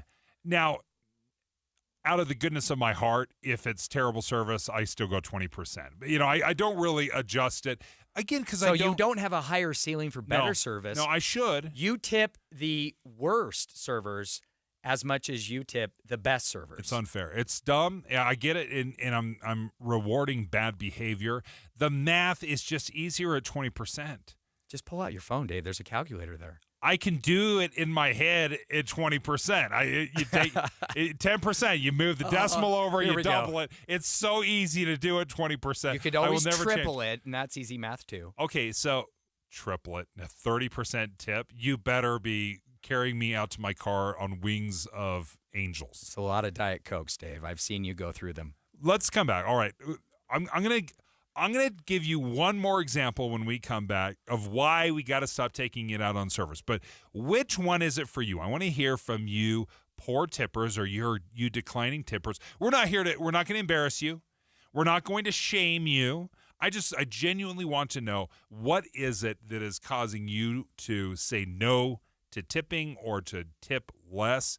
That is what we're seeing. Give us a call, 801-575-TALK, 801-575-TALK. No shaming. No shaming. Give us a call.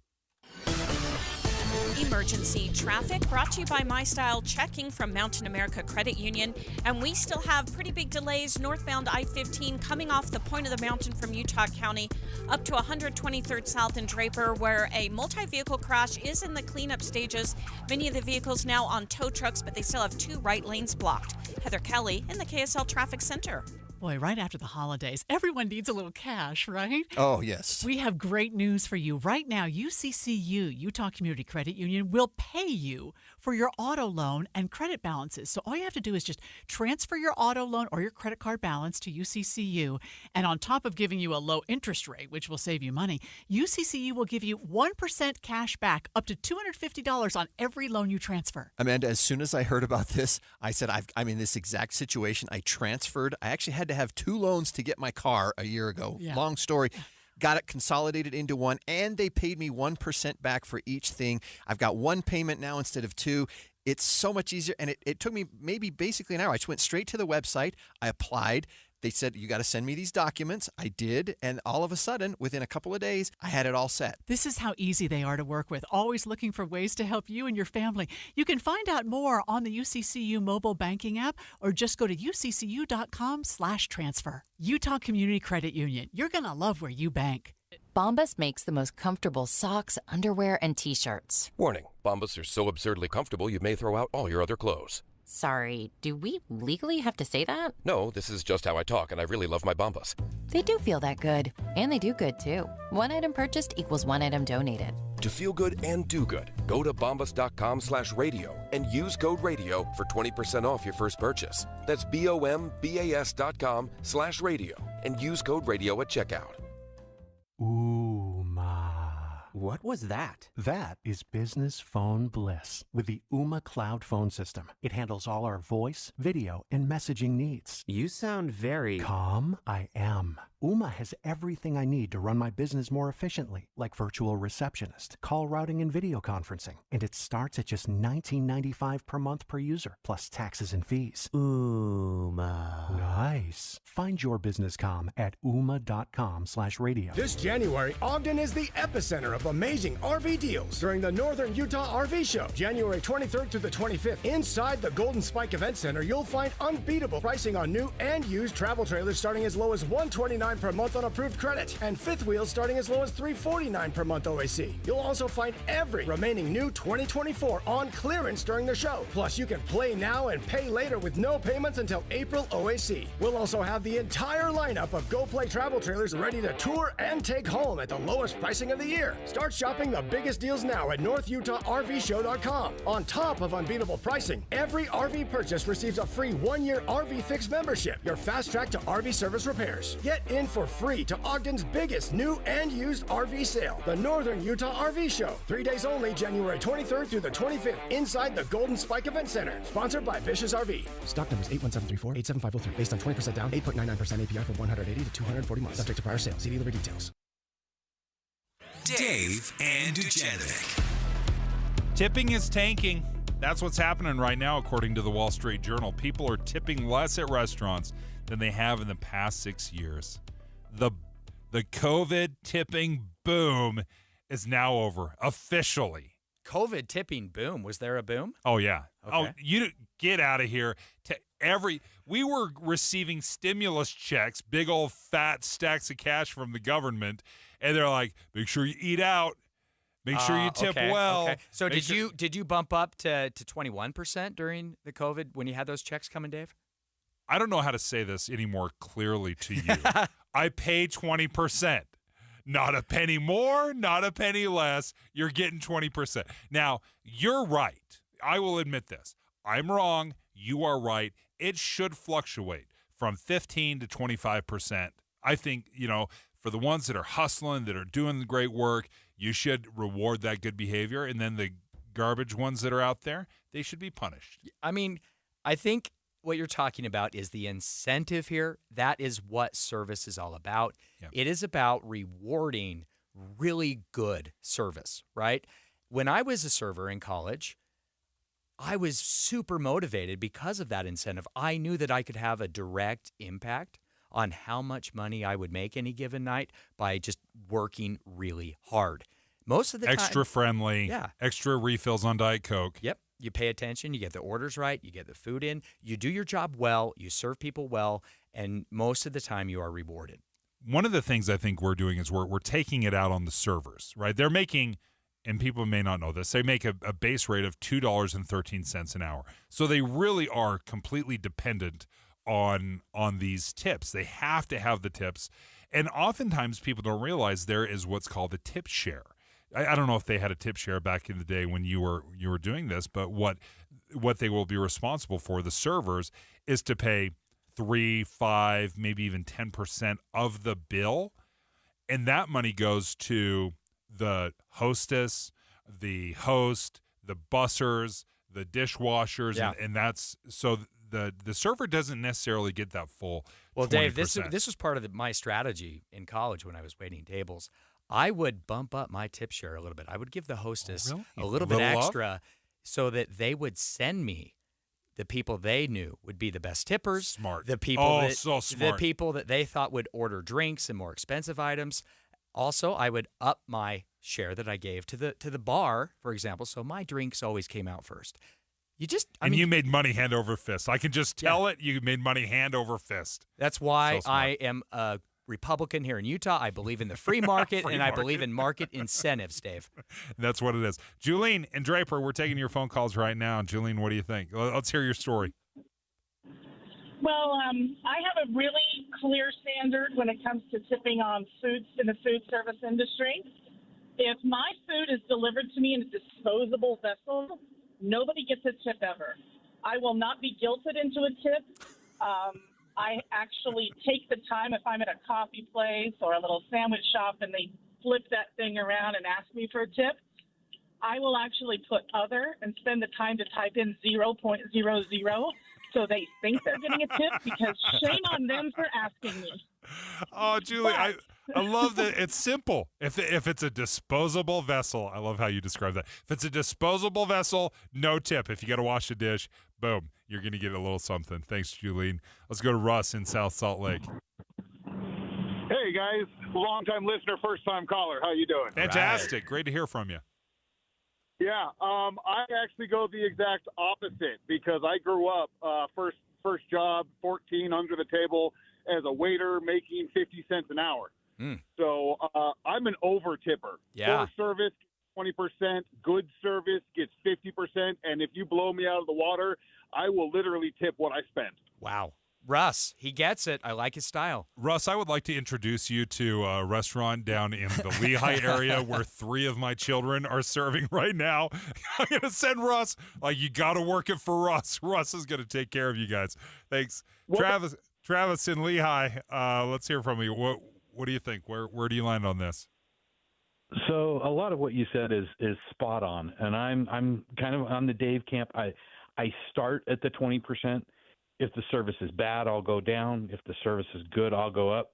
I liked what the other lady was saying about the disposable container. For me, if I have to tip before I'm served, how do I evaluate any of that crap? That makes sense. Right?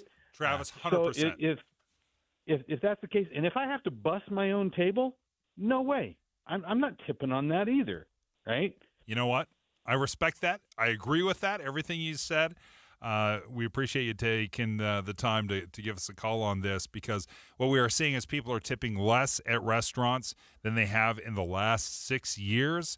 Servers making $2.13 an hour, folks. There's a little tip share as well. So when you stiff the server, they're getting $2.13 an hour. Just so you know, if you're there's another layer to this, and I don't know if this is how it ran when you were a server, Taylor, but my kids are assigned 3 tables. Yeah. So if someone sits there and is hanging out with their high school buddies and they sit there for 3 hours, the worst. You're not turning that table over and you just give them a 20% tip. You've just cost them a significant amount of money. That's right. Yeah. Okay, same thing with you. You had a limited number of tables. Limited number of tables. And you had to maximize, right, your income based on the tables and how quickly they were turning over. A lot of people can spend a lot of time, Dave, eating and then leave a really bad tip. So that's something to keep in mind when got to take that into account. If you've been there like for maybe a special event or party and you've been at that table forever, maybe tip a little bit more. Okay, I've literally got 30 seconds, but I got to get Steve in Ogden in. Steve, let's hear it. All right, here's the deal. If you order standing, fast food, parcel fast food, you don't tip. If you're ordering from your car, if you're standing, no tip. Steve, between if you are standing, no tip, and who was it? It was Julene. There was like disposable vessel, no tip. Those are, you know what? I agree with that. I don't know. What if you have a super, super complicated, specific coffee order that takes a lot of extra effort to get right? Don't you want to reward that extra effort you're demanding? You make a good point. According to Steve, if you are standing, no tip. Just deal with it. I don't care how complicated and how many shots and squirts of grapefruit into your soda that you're putting in there. If you're standing, no tip. Mornings can start feeling the same. Wake up, brush teeth, go to work. But with breakfast from Wendy's, it's like, wake up, brush teeth, Baconate with a breakfast Baconator. Roll with the sausage breakfast burrito. Buddy it up with a honey buddy. Or get seasoned with seasoned potatoes. And then go to work. Sorry. When you're ready for a fresh wake-up call, gotta be Wendy's. At participating U.S. Wendy's during breakfast hours. Okay, I have to tell you. I was just looking on eBay where I go for all kinds of things I love, and there it was. That hologram trading card. One of the rarest. The last one I needed for my set. Shiny like the... designer handbag of my dreams. One of a kind. eBay had it, and now everyone's asking, ooh, where'd you get your... windshield wipers. eBay has all the parts that fit my car. No more annoying. Just beautiful. Whatever you love, find it on eBay. eBay. Things people love. Fall in love with your home comfort this season and save money too. A $29 heating system tune-up from Yes Heating, Air Conditioning, Plumbing, and Electric is the best way to ensure your HVAC system is operating at top efficiency. Boost your comfort and help prevent expensive breakdowns by calling the experts at Yes today for your $29 heating system tune-up. Trust the pros at Yes to keep your family comfortable. Call now or visit theyesmancan.com for details, terms, and conditions. Your little one deserves a big welcome. From before the baby bump to baby in your arms, Common Spirit Health OBGYN physicians and certified nurse midwives are here for the labor, the love, and every moment in between.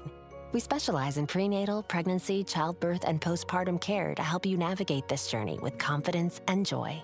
So when the big moment arrives, you can welcome baby with the warmest hello of all. Hello, human kindness. mountain.commonspirit.org.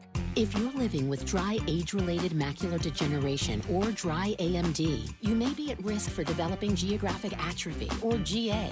GA can be unpredictable and progress rapidly, leading to irreversible vision loss. Now there's something you can do to slow it down and get it going slower. Izervay is proven to slow GA progression. Izervay gets GA going slower. Izervay or avacincaptad pagel is a prescription eye injection used to treat GA. Don't take it if you have an infection or active swelling in or around your eye. Izervay can cause eye infection, retinal detachment, or increased risk of wet AMD. Izervay may temporarily increase eye pressure. Your vision may be impaired after an eye injection or exam. Don't delay. Ask your doctor about Izervay today. Izervay gets GA going slower. Visit Izervay.com. That's IZERVAY.com. Hey everyone, it's Ted from Consumer Cellular, the guy in the orange sweater, and this is your wake-up call. If you're paying too much for wireless service, you don't have to keep having that nightmare. Consumer Cellular has the same fast, reliable coverage as the leading carriers for less. And for a limited time, new customers receive their second month free when they sign up and use promo code SECONDFREE by January 26th. So why keep spending more than you have to? Seriously, wake up and call 1-888-FREEDOM or visit consumercellular.com. Taxes, fees, and other third-party charges will apply. See website for additional details. This is the story of the one who, as a maintenance specialist for a historic high-rise, knows that vintage charm historically needs constant attention. which is why when it's time to upgrade turn-of-the-century mechanicals, they turn to Grainger. With easy access to 1 million plus products and the scale to deliver when and where you need them. The right tools and supplies are never far away. So the one can keep that vintage building running like new. Call, click Grainger.com, or just stop by. Grainger, for the ones who get it done. Jeff Kaplan. When I was a kid, my parents got me a subscription to Newsweek magazine. I would devour every page into the night. And to this day, I sit on my iPad looking for stories for my minute of news, flesh out our coverage, and I get to share the news with you. Jeff Kaplan's Afternoon News, 3 to 7 on KSL News Radio.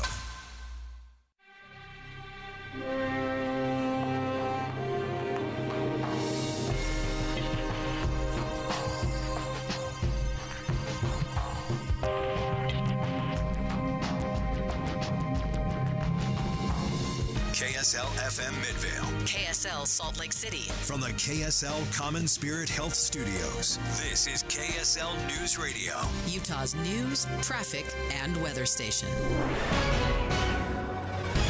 11 o'clock at KSL News Radio. I'm Jessica Lowell. KSL's top story this hour, we're learning more about a Provo apartment fire earlier this week that displaced over 25 people. Fire captain tells KSL the fire started in the kitchen, and we're hearing from some of the people who had to drop everything and run. By the time we got out the door, it was so filled with smoke that you couldn't even see a foot in front of you, and it was hot.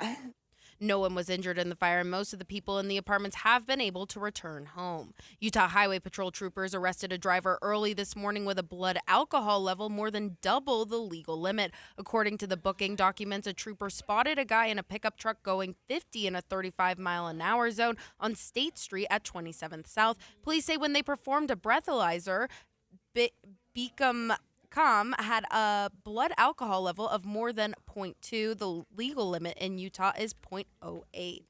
Our top national story this hour from ABC News. Prime Minister Benjamin Netanyahu says that a last-minute dispute with Hamas was holding up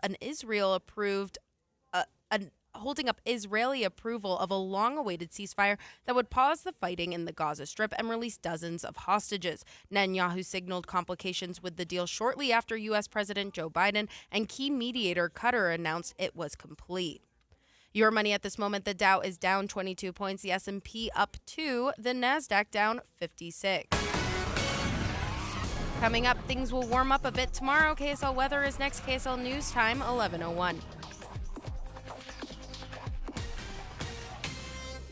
The sources where we get our news matters. When you listen to Utah's Morning News, we want you to feel the stories are important to you and trustworthy. This is Amanda Dixon. And I'm Andy Farnsworth. Join us weekday mornings on KSL News Radio. Do you have any idea how hard your heating system has to work when your old windows let the cold air seep in? Your energy bill is going through the roof. But there's an answer, and it comes from Advanced Window Products. For 38 years, they've been building state-of-the-art insulated windows and frames, and every one of them is built right here in Utah. So let me explain why it's cost-effective to call them for new windows right now. First, you'll see a significant drop in your energy bills. Winter and summer, and right now, call Advanced Windows and you'll get $2,500 off on 10 windows or more. Triple-coated, argon-filled and sealed double-pane insulated glass that'll keep out the cold, and custom frames in any style, any color. Advanced Windows offers a 60-month, 0% interest payment plan, and they even offer a plan with no payment, no interest for 24 months. Plus, that $2,500 off right now. Call for a no-pressure consultation,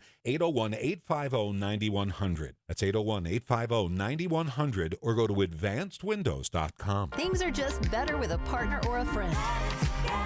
And when it comes to losing weight, Soda Weight Loss makes it easier than ever to let go of the weight for good. I'd been wanting to lose weight, and I tried on my own. I had been seeing things for soda, and so we talked to the nutritionist and loved every bit of it. You know, I couldn't be happier, honestly, with the result. Join with a partner and only pay for one. Imagine achieving all your weight loss goals together with your partner, and you only pay for one. I've let go 50 pounds, and I don't have the cravings that I used to have. I would definitely recommend soda. It's because it works. I even recommended it to my daughter, and she's on her journey now. Just go and look at the almost 9,000 Google reviews about soda weight loss. Lose the weight without injections, without medications, without hunger. Get started now at sodaweightloss.com. SOTAweightloss.com. That's SOTA weightloss.com. Soda is, say it with me, state of the art. If you're living with dry age-related macular degeneration or dry AMD, you may be at risk for developing geographic atrophy or GA. GA can be unpredictable and progress rapidly, leading to irreversible vision loss. Now there's something you can do to slow it down and get it going slower. Izervay is proven to slow GA progression. Izervay gets GA going slower. Izervay or avacincaptad pagel is a prescription eye injection used to treat GA. Don't take it if you have an infection or active swelling in or around your eye. Izervay can cause eye infection, retinal detachment, or increased risk of wet AMD. Izervay may temporarily increase eye pressure. Your vision may be impaired after an eye injection or exam. Don't delay. Ask your doctor about Izervay today. Izervay gets GA going slower. Visit Izervay.com. That's IZERVAY.com. Getting help with plumbing repairs is easier than you think. All you have to do is call Any Hour Services or schedule an appointment at anyhourservices.com. No one helps more homeowners than Any Hour Services. Traffic and weather together brought to you by My Style Checking from Mountain America Credit Union. Here's Heather Kelly. Well, the crash northbound I-15 at 123rd South and Draper has cleared. All lanes of travel are now open. You're still going to see some residual slowdowns as you come over the point of the mountain, go through the Bluffdale area, but that is quickly returning to normal freeway speeds. The good news is there's no other slowdowns on the major freeways across the Wasatch Front or getting into or out of Park City. Heather Kelly in the KSL Traffic Center. Haze has started to form in the valley, and it'll continue into tomorrow until our next cold front moves in. Snow showers will help clear things up by tomorrow night, and things will get colder again over the weekend. Highs in the mid-40s today, though. Right now, it's 34 degrees and sunny. I'm Jessica Lowell from the KSL Common Spirit Health Studios. Listen online at KSLNewsRadio.com. We're Utah's news, traffic, and weather station. Dave and Dujanovic, your morning companions for talk, analysis, and key perspectives on Utah's biggest stories on KSL News Radio. I just saw this come across the wires. It looks like for those baseball fans out there that Mr. Baseball, Bob Uecker, at the age of 90, has passed away. Vaughn into the windup in his first offering. Just a bit outside. He tried the corner and missed. Ball 4. Ball 8. Low, and Vaughn has walked the bases loaded on 12 straight pitches. Boy, how can these guys lay off pitches that close? Now, that was his role in Major League, one of my favorite baseball movies. He was just fantastic, but that's how he would call games. He sounded exactly the same when he was on the Brewers broadcast. He was so funny. He was so witty. And just an iconic voice. A classic baseball voice. We have lost too many of those in the last several years. Yeah, Vin Scully, Bob Uecker, yeah, the great voices, and I'll miss him. He was a ton of fun. He was such an entertaining play-by-play guy. But anyway, so Bob Uecker passes away at the age of 90. Joining us right now, filling in for Debbie Dujanovic, is Taylor Morgan of Inside Sources. And one thing that stood out to me this morning as we were reading through and doing some of our research is what is happening to men in college. Education leaders say that there is a problem. Men are attending college at a much lower rate than – I'm going to try to describe this properly. There are less men enrolled in college right now than there were women enrolled in college back in 1972. So direct inverse to what was happening 40-something years ago, over 50 years ago, to what is going on now. And I think part of this discussion, Dave, is the value of higher education, the purpose of higher education, and how we see ourselves benefiting from it, right? It's probably a good thing that, of course, more women are on campus. 53% in Utah, 53% of all students at college and universities in Utah are women. But men, more and more every year, young men are choosing to not go to college. And that is increasing over time. There's a lot of factors at play, perhaps. And we're going to examine some of those factors, the purpose and what is going on right now. Brianna Willis from KSL News Radio has been reporting on this morning. Women make up 53% of higher education enrollment in Utah. This follows a national trend of women entering college in greater numbers than men. The Deseret News reports the American Institute for Boys and Men president, Richard Reeves, says he believes the problem needs to be addressed early, in K through 12, saying education at that level is not boy-friendly, saying schools can start addressing this by hiring more male teachers. In addition, Utah's Commissioner of Higher Education, Jeffrey Landward, says the level of trust in higher education is down and may be impacting young men in ways they're still trying to understand. Brianna Willis, KSL News Radio. We've been pulling from this Deseret News article as well that has some numbers that I think are fascinating. But at its core, men are not attending college in the numbers that they used to. Women have outnumbered men for years. And even nationally, that's been the trend. And now here in Utah, it seems to have caught up that women are even here in Utah that are outnumbering men. Can I call out one thing, Dave, that I'm not sure I agree with? Yeah. And I don't know what data justifies this claim. And so I'm not going to say I have all of that information at hand. But to claim that part of the reason for fewer men going to college might be that K through 12 education is not boy-friendly, what does that mean? I'm not sure. I have two boys. I have a ninth grader. I have a third grader. They have primarily had female teachers in public schools. They have had a great experience. I'm not sure. Does having more male teachers make it more boy-friendly? What does that even mean, Dave? I guess I have a little bit of a problem with identity politics in that context. The arguments that I've heard, and the numbers really are significant. If you value identity politics, or if you look into this, or you think that diversity matters, that I get that can be divisive. But the numbers are pretty incredible. Pew Research has done some incredible work on this, looking into gender in teachers. Only 11% of our elementary school teachers are men. Yeah. 11%. So 9 out of 10 teachers in elementary school are going to be women. That's a significant number in any business, True. right? Yeah, that's If fair. you were to look at that, you said, wow, that's whether it has meaning or not, I think that's debatable, but that's still a stark contrast. If you look at K through 12, then only 23% of men are teachers. Mm. So that is far outweighed by women, and overall, but especially in elementary schools. And we should point out, too, another fact is that boys perform well on standardized testing. However, they tend to receive lower classroom grades. Isn't that interesting? Yeah. Okay, well, so it seems like there might be a little bias there for whatever reason. There might be something to it. Fortunately, I've had a great experience with my boys with primarily female teachers, and I hope others have as well. But there are some numbers here, clearly. Yeah, one thing that I have heard, and I've done a little bit of reading. There's an interesting book called The Boy Crisis. I'm trying to remember who the author is, but I was able to speak to him a number of years ago, and he says one of the problems that we are seeing with boys in school and why they are not succeeding at the same level as girls are is because there's not enough competition. One thing that research has shown is that boys thrive when there's some sort of competition. Oh boy, yeah. This is shocking absolutely nobody, right? Yeah.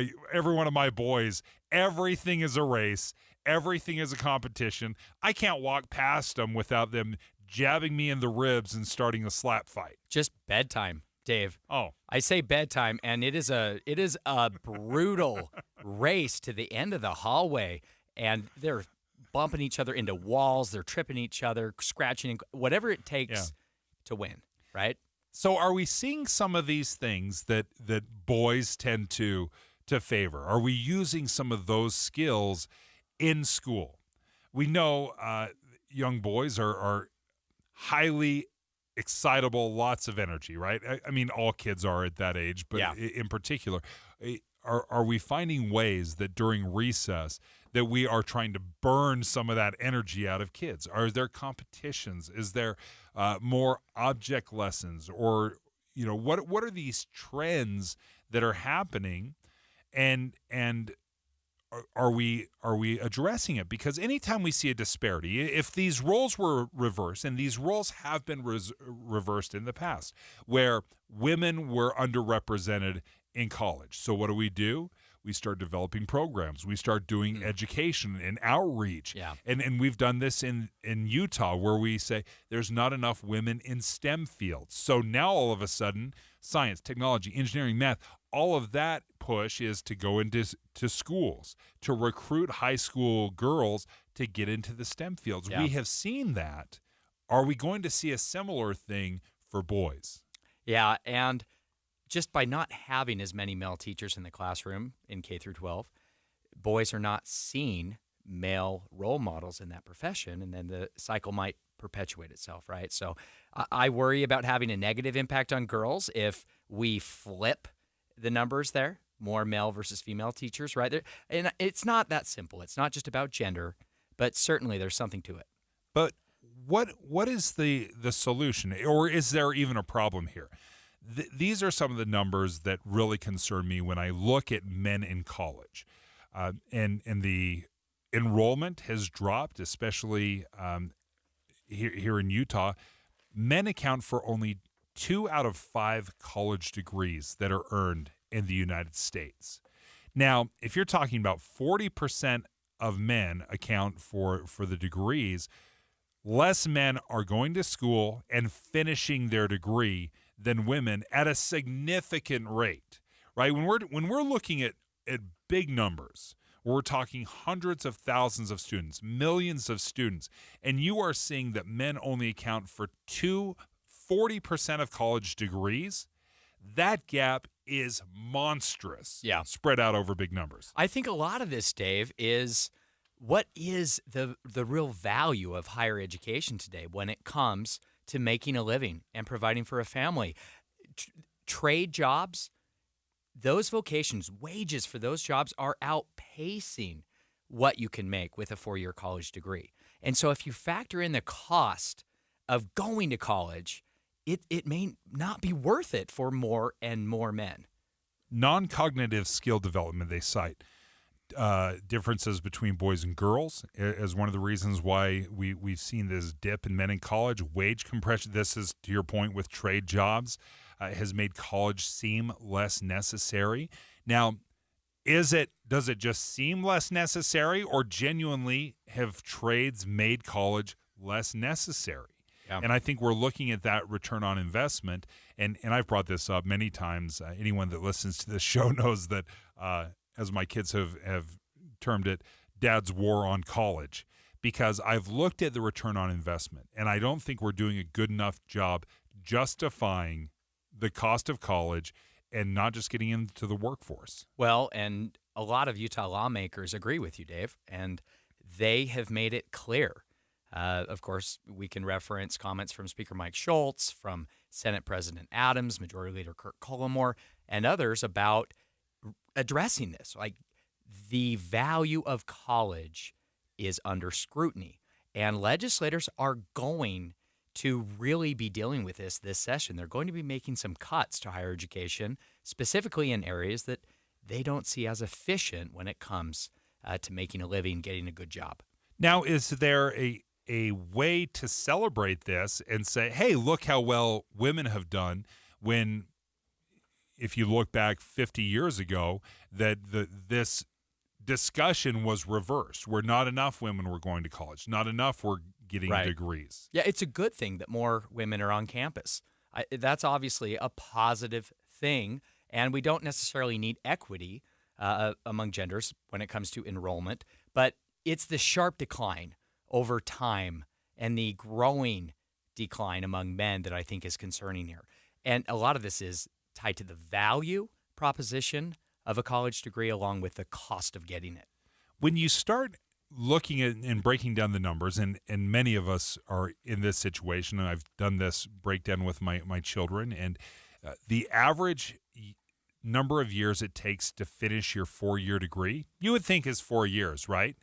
It's not. It's almost 6. And you're not a doctor. And you're not a doctor, right? I mean, that's the the classic line from Tommy Boy. A lot of people go to college for 7 years. Yeah, they're called doctors. Yeah, that's a problem. That's a real problem, especially with how expensive it is to go to college, because you have to register for a minimum number of hours every semester. You have to pay the fees associated with the course load. Also, you have to buy the books, but you also, Dave, have to just live and eat and be a human during that semester. And the more semesters it takes to graduate, the more expensive it is to go to college. And that's where maybe we need to rethink the efficiencies of some of the courses that we require to get a bachelor's degree. There's a strange incentive for colleges and universities also to keep you around. Yes. Right? If they keep you around and they keep you in the programs and give you more education, that is better for their enrollment numbers. It's better for bringing in tuition dollars. I have a friend that just told me last week, are you ready for this? 8 credits short of her bachelor's degree. 8 credits short. She's like, I'm thinking about changing my major. Wow.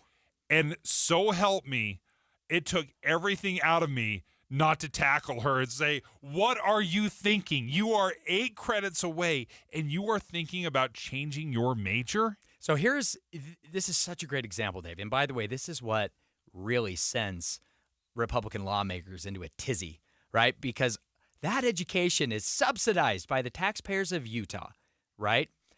If she is that far into her bachelor's degree and wants to change the major with 8 credit hours to go, clearly she is not about to graduate with a job, right? There isn't a career path there. Right. I would guess she probably hasn't done an internship that would help her build relationships in an industry that she could find a job in after graduating. This is the problem, that college has become a perpetual place to be and thing to do until you figure out what you want to do in life. And maybe that's year 1, Dave. Yeah. Maybe that's year 1, but it should not be year 4 or 5. And if someone is making that kind of a decision, who is stepping in and who is going to be the advocate for that student and say, this is the worst possible decision you could make? What is your return on investment? And we've done a terrible job, I think, in colleges. You can go to McDonald's and you know exactly how many calories are in the Big Mac. You know how many calories are in some fries, in that McFlurry that is broken half the time, right? You can see exactly what the calories are. You don't want to know, but you can find out. It is right there, right alongside of cheeseburger, double cheeseburger, right?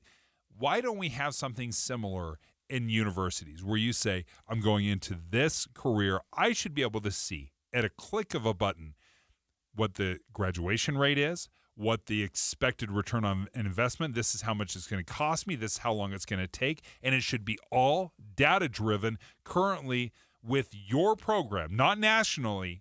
This is what the University of Utah has been able to get and make with an engineering degree. And this is what it's been able to get with a British studies degree. Yeah, and I think this is exactly what the Utah legislature would like to see happen across the board at other colleges and universities, because it just makes sense for students. I think we have to be honest that going to college is an economic decision. When I was growing up, it used to be that it was just expected. You just did that. You went to college. That's just what you did. But today, I don't know that it's that way. I don't know that we should be making the decision based on the same factors. There's 2 things that I hear when I ask people to justify college. There's 2 things that I hear that absolutely send me over the edge. The first one that I hear is, well, it proves to the employer that you can do something, that you can sit down, you can grind it out, you can, you can stick with something that's hard. I think it shows, an employer that. What are your thoughts on that argument? I don't buy it. I don't buy it at all, especially if it takes 5 or 6 years on average to finish college. Is it really that hard? Are you really sticking to it? I don't. Yes, it does check the box, so to speak. So does your high school diploma in a way. So does a certification course. Guess what? So does maybe interning with that employer or actually working at an entry-level position at a place you want to be. There are better ways, I think, to demonstrate your capacity as an employee than having the piece of paper that is a diploma. The second one that drives me crazy is I want my kid to get the college experience. And when they say I want them to get the college experience, they're not talking about the biology class and learning that the mitochondria is the powerhouse of the cell, which you already learned in high school. The college experience is living away, making friends, going to parties, all of these things. None of that is tied to the tuition. You can have all of that. Go live on campus.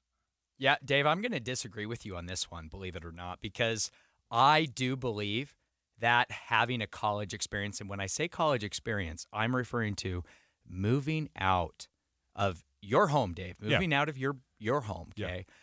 Living on your own, being independent, figuring out what it's like to have an income and pay bills, make ends meet, becoming an adult. Yes. In that setting, I do think that is valuable. Now, I realize there's other ways to do that you don't without have to going to college. But guess what, Dave? College makes it fun and tolerable, and you get to meet people and socialize, learn about people that are different than you. I do believe there's a ton of value in having that experience. Now, it may not be what it costs, but I do believe that's important. But how is that tied to tuition and the classes that you go to? Well, this is where you need to be smart about where you go to college, right? Go somewhere you can afford, have that college experience. Maybe don't live in Dave's basement, right? If the school is expensive, maybe, I don't know, move to Logan. Weber State's an affordable option. There are options out there to consider, and I do think the college experience could be part of it. I think college experience is good. Paying tuition is bad. Not for everybody, right? It's just something, instead of the rubber stamp, go to college, I think we need to be far more particular. We need to be focused. We need to have a purpose, because you cannot have somebody that is 8 credits short of their degree asking, should I change my major? No. You have 1 semester left. Finish it. I don't care what it is in. You finish that degree. Join the smartest conversation in Utah, the team of analysts and political advisors that make up Inside Sources. Get unfiltered analysis of the new administration, the president's cabinet, and Utah's upcoming legislative session. Inside Sources, weekdays from 1 to 3 on KSL News Radio. I know the holidays are barely over. They're in the rearview mirror, though, and it's time to look ahead at what is coming up. And Ruth's Chris Steakhouse wants you to remember that Valentine's Day is not that far off. And if you want to make sure that you impress that person that you love, it's time to make your reservations now at either location of Ruth's Chris Steakhouse. Talk about a romantic evening and getaway. Hotel Park City up there in the mountains, maybe a day of skiing and then dining with Ruth's Chris Steakhouse. And then, of course, downtown Salt Lake City. What a perfect evening for Valentine's Day. Catch a movie, catch a game, whatever it might be. And then at 275 Southwest Temple, dine at Ruth's Chris. The best meal you and your loved one will ever have is awaiting you at Ruth's Chris Steakhouse. The perfect steaks, the desserts, the side dishes, seafood, poultry, it's all there at Ruth's Chris Steakhouse. You know that feeling? The weather starts getting colder, so you go down to check out the furnace and you look around and think, what am I even looking at? Because you don't know how these things work with all the lights and wires and pipey things, and then you think, I bet those technicians at Whipple went to school for this. Shouldn't they be here looking at my furnace? Whipple that away. Knowing what to look for on your furnace tune-up is my job. Make your problem my problem. Whipple Service Champions. Visit whipplethataway.com for our current special offers. Mornings can start feeling the same. Wake up, brush teeth, go to work. But with breakfast from Wendy's, it's like, wake up, brush teeth, Baconate with a breakfast Baconator. Roll with the sausage breakfast burrito. Buddy it up with a honey buddy. Or get seasoned with seasoned potatoes. And then go to work. Sorry. When you're ready for a fresh wake-up call, gotta be Wendy's. At participating U.S. Wendy's during breakfast hours. Lowe's knows how to help make your Super Bowl 59 party a touchdown. Let us help you prep your home to host with top brands like Charbroil, Blackstone, and LG, so you can be the MVP of game day. Plus, use the Lowe's app to find what you need for a seamless shopping run. Or huddle up with our Lowe's Red Vest associates to help make all your game time hosting decisions. Hi, it's Kathy. And Jason from Window World. Doug and I have always been called the mom and pop Window World business. Where folks are treated like family. Well, now it's mom and kids. And you'll still be treated like family. Here's our welcome to the family special. 4 windows and a patio door, only $56.12. That's right, folks. 4 windows and a patio door, only $56.12. Find us online at windowworldutah.com. Window World. Simply the best. And as Doug always said, that's no baloney. Our military faces a crisis. Recruitment down. Morale weak.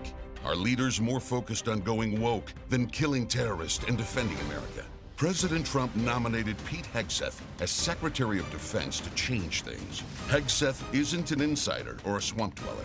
He's a decorated veteran of the United States Army who deployed to Iraq and Afghanistan. And he's exactly who we need leading the Department of Defense. Hegseth will ban woke nonsense from our armed forces, strengthen our military, and make our soldiers proud to serve. Call your United States Senator at 202-224-3121. Tell them stand with Trump. Confirm Pete Hegseth as Secretary of Defense. Again, call your senator at 202-224-3121. Tell them to vote to confirm Pete Hegseth and make our military great again. Paid for by American Leadership PAC. 11:30 at KSL News Radio. I'm Claire Scott. KSL's top local story this hour. And it is breaking news. Salt Lake City leaders have just unveiled a plan to address homelessness and public safety. This comes in response to a letter from state leaders criticizing the police department and calling on city leaders to make a plan to address it. Salt Lake City Mayor Aaron Mendenhall tells the KSL and Deseret editorial board that they welcome the invitation. This plan puts real actionable expectations and assigns responsibility in a way that we haven't seen before. Mendenhall says the plan includes increasing emergency shelter space, deeply affordable housing, police foot patrols in the downtown area, and targeting guns and drugs with enhanced prosecution. The TikTok alternative called Red Note is trending on the app stores, but security experts say it's not any better than TikTok. Red Note bills itself as a lifestyle app, kind of a mix between TikTok and Instagram. But a NordVPN security expert tells Forbes the Chinese-based app, it collects a whole lot of data from your location to what you like to browse online. And if the Chinese government wants that information, the app is required to hand it over. Now, that's exactly why Congress wants to ban TikTok. If you search Red Note for the term Salt Lake City or Utah, you're going to find all kinds of local users posting content there. Randall Jepson, KSL News Radio. It ends with us. Director Justin Baldoni has sued Blake Lively and Ryan Reynolds for defamation, the latest move in their legal fight. Lively sued Baldoni last month for sexual harassment and a smear campaign. Your money at this moment, the Dow is down 60 points, the S&P down 6. Coming up, haze is starting to creep into the valley. KSL weather is next. KSL News Time, 11:31.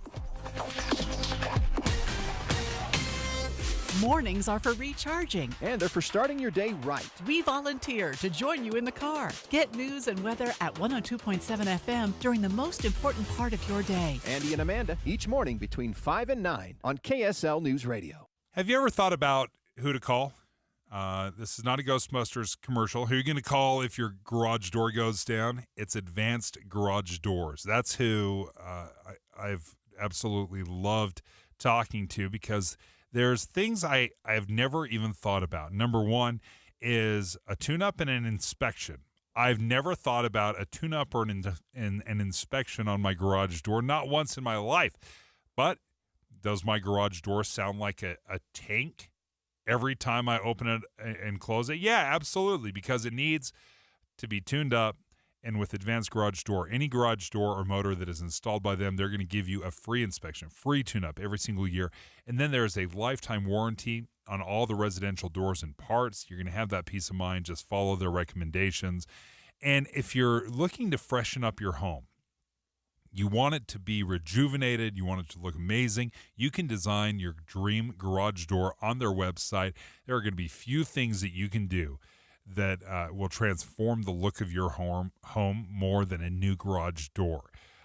200,000 cycle rollers, so they are durable, they are efficient, they have certified technicians 24/7 at Advanced Garage Doors. Go ahead and reach out to them. Advanced-door.com. That's advanced-door.com. Or give them a call, 801-989-DOOR, 801-989-DOOR. Getting help with electrical repairs is easier than you think. All you have to do is call Any Hour Services or schedule an appointment at anyhourservices.com. No one helps more homeowners than Any Hour Services. Traffic and weather together brought to you by My Style Checking from Mountain America Credit Union. Here's Ricky Neese. We do have a quiet drive back to good speeds on I-15 in the valley, including northbound I-15, where we had emergency traffic coming from the point through Draper. We do have traffic lights malfunctioning 90th South, 2700 West, with officers directing traffic at the intersection. Teens can get up to $200 with a Teen Learn and Earn account, plus continue earning rewards as they master the essentials of finance. More at cypresscu.com/teen. Ricky Neese in the KSL Traffic Center. Warmer weather today and tomorrow, but with it comes the haze. A cold front and snow showers are expected to move in tomorrow night to clear things out.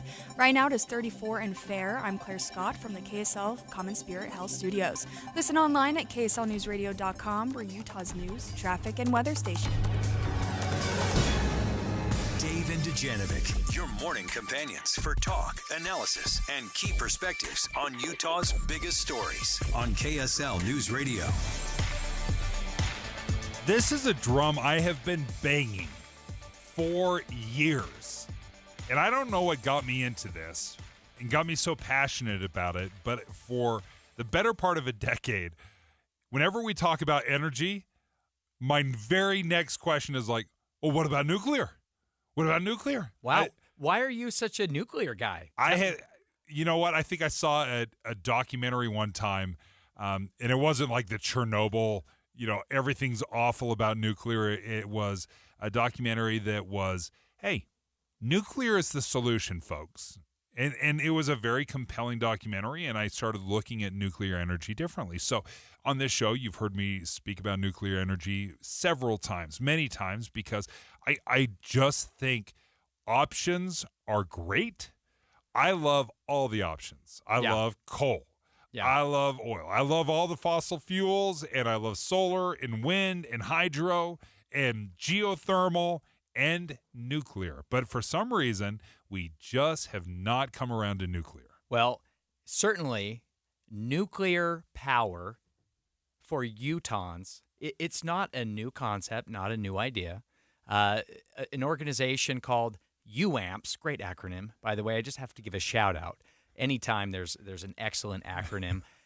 The Utah Associated Municipal Power Systems, this organization has for years been advocating to build municipal power plants, nuclear power plants here in Utah. They've been working on this for years with legislators. And Dave, up until suddenly this year, they have not met a whole lot of success. There has not been support in the legislature for nuclear power yet.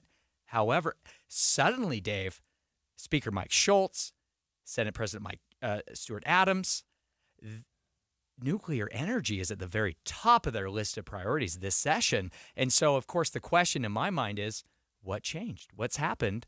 Why all the new support for nuclear energy? And we have a lot of questions. And we thought we'd bring on UAMP's CEO and General Manager Mason Baker. And Mason, thank you so much for joining us. I would like to get into some more specifics of what nuclear energy would look like here in Utah. But have you been a little bit surprised? Is there really a sea change in the way we're talking about nuclear? Is it becoming more of a viable option here in Utah? Yeah, thanks so much for having me. We have seen a change, obviously, as y'all just noted, with the legislature taking a lot of interest in it.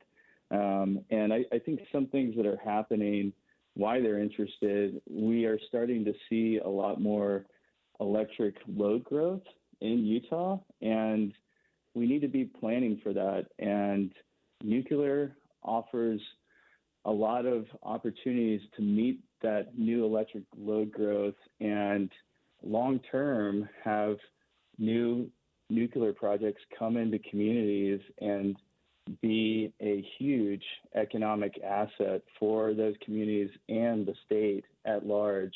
So, from our perspective, it makes sense. And we think that, now's the time to really think as a state how nuclear can play this vital role in our energy mix moving forward for 40 plus years. So for us, it's real exciting, and we want to bring to bear all the experience that we have, having developed nuclear projects for more than a decade. And, we ultimately terminated that back in the fall of 2023, but we're still very bullish on what nuclear can mean for the state. Now, as we mentioned, Mason, we have heard a lot of support for nuclear power here in Utah in very general terms. Can you give us any specifics, any details on what this could actually look like here in Utah? Is there a plan? Is there a location? Is there a timeline? What is next? Well, my understanding of where the state is right now is really trying to convene and work out more specifics on a plan. And from the UAMP's perspective, we want to be part of that and identify, how we could move forward with starting to think about deploying projects in the state and all of the activities that need to happen now on the planning side to make that successful. Because these projects do take a long time to develop.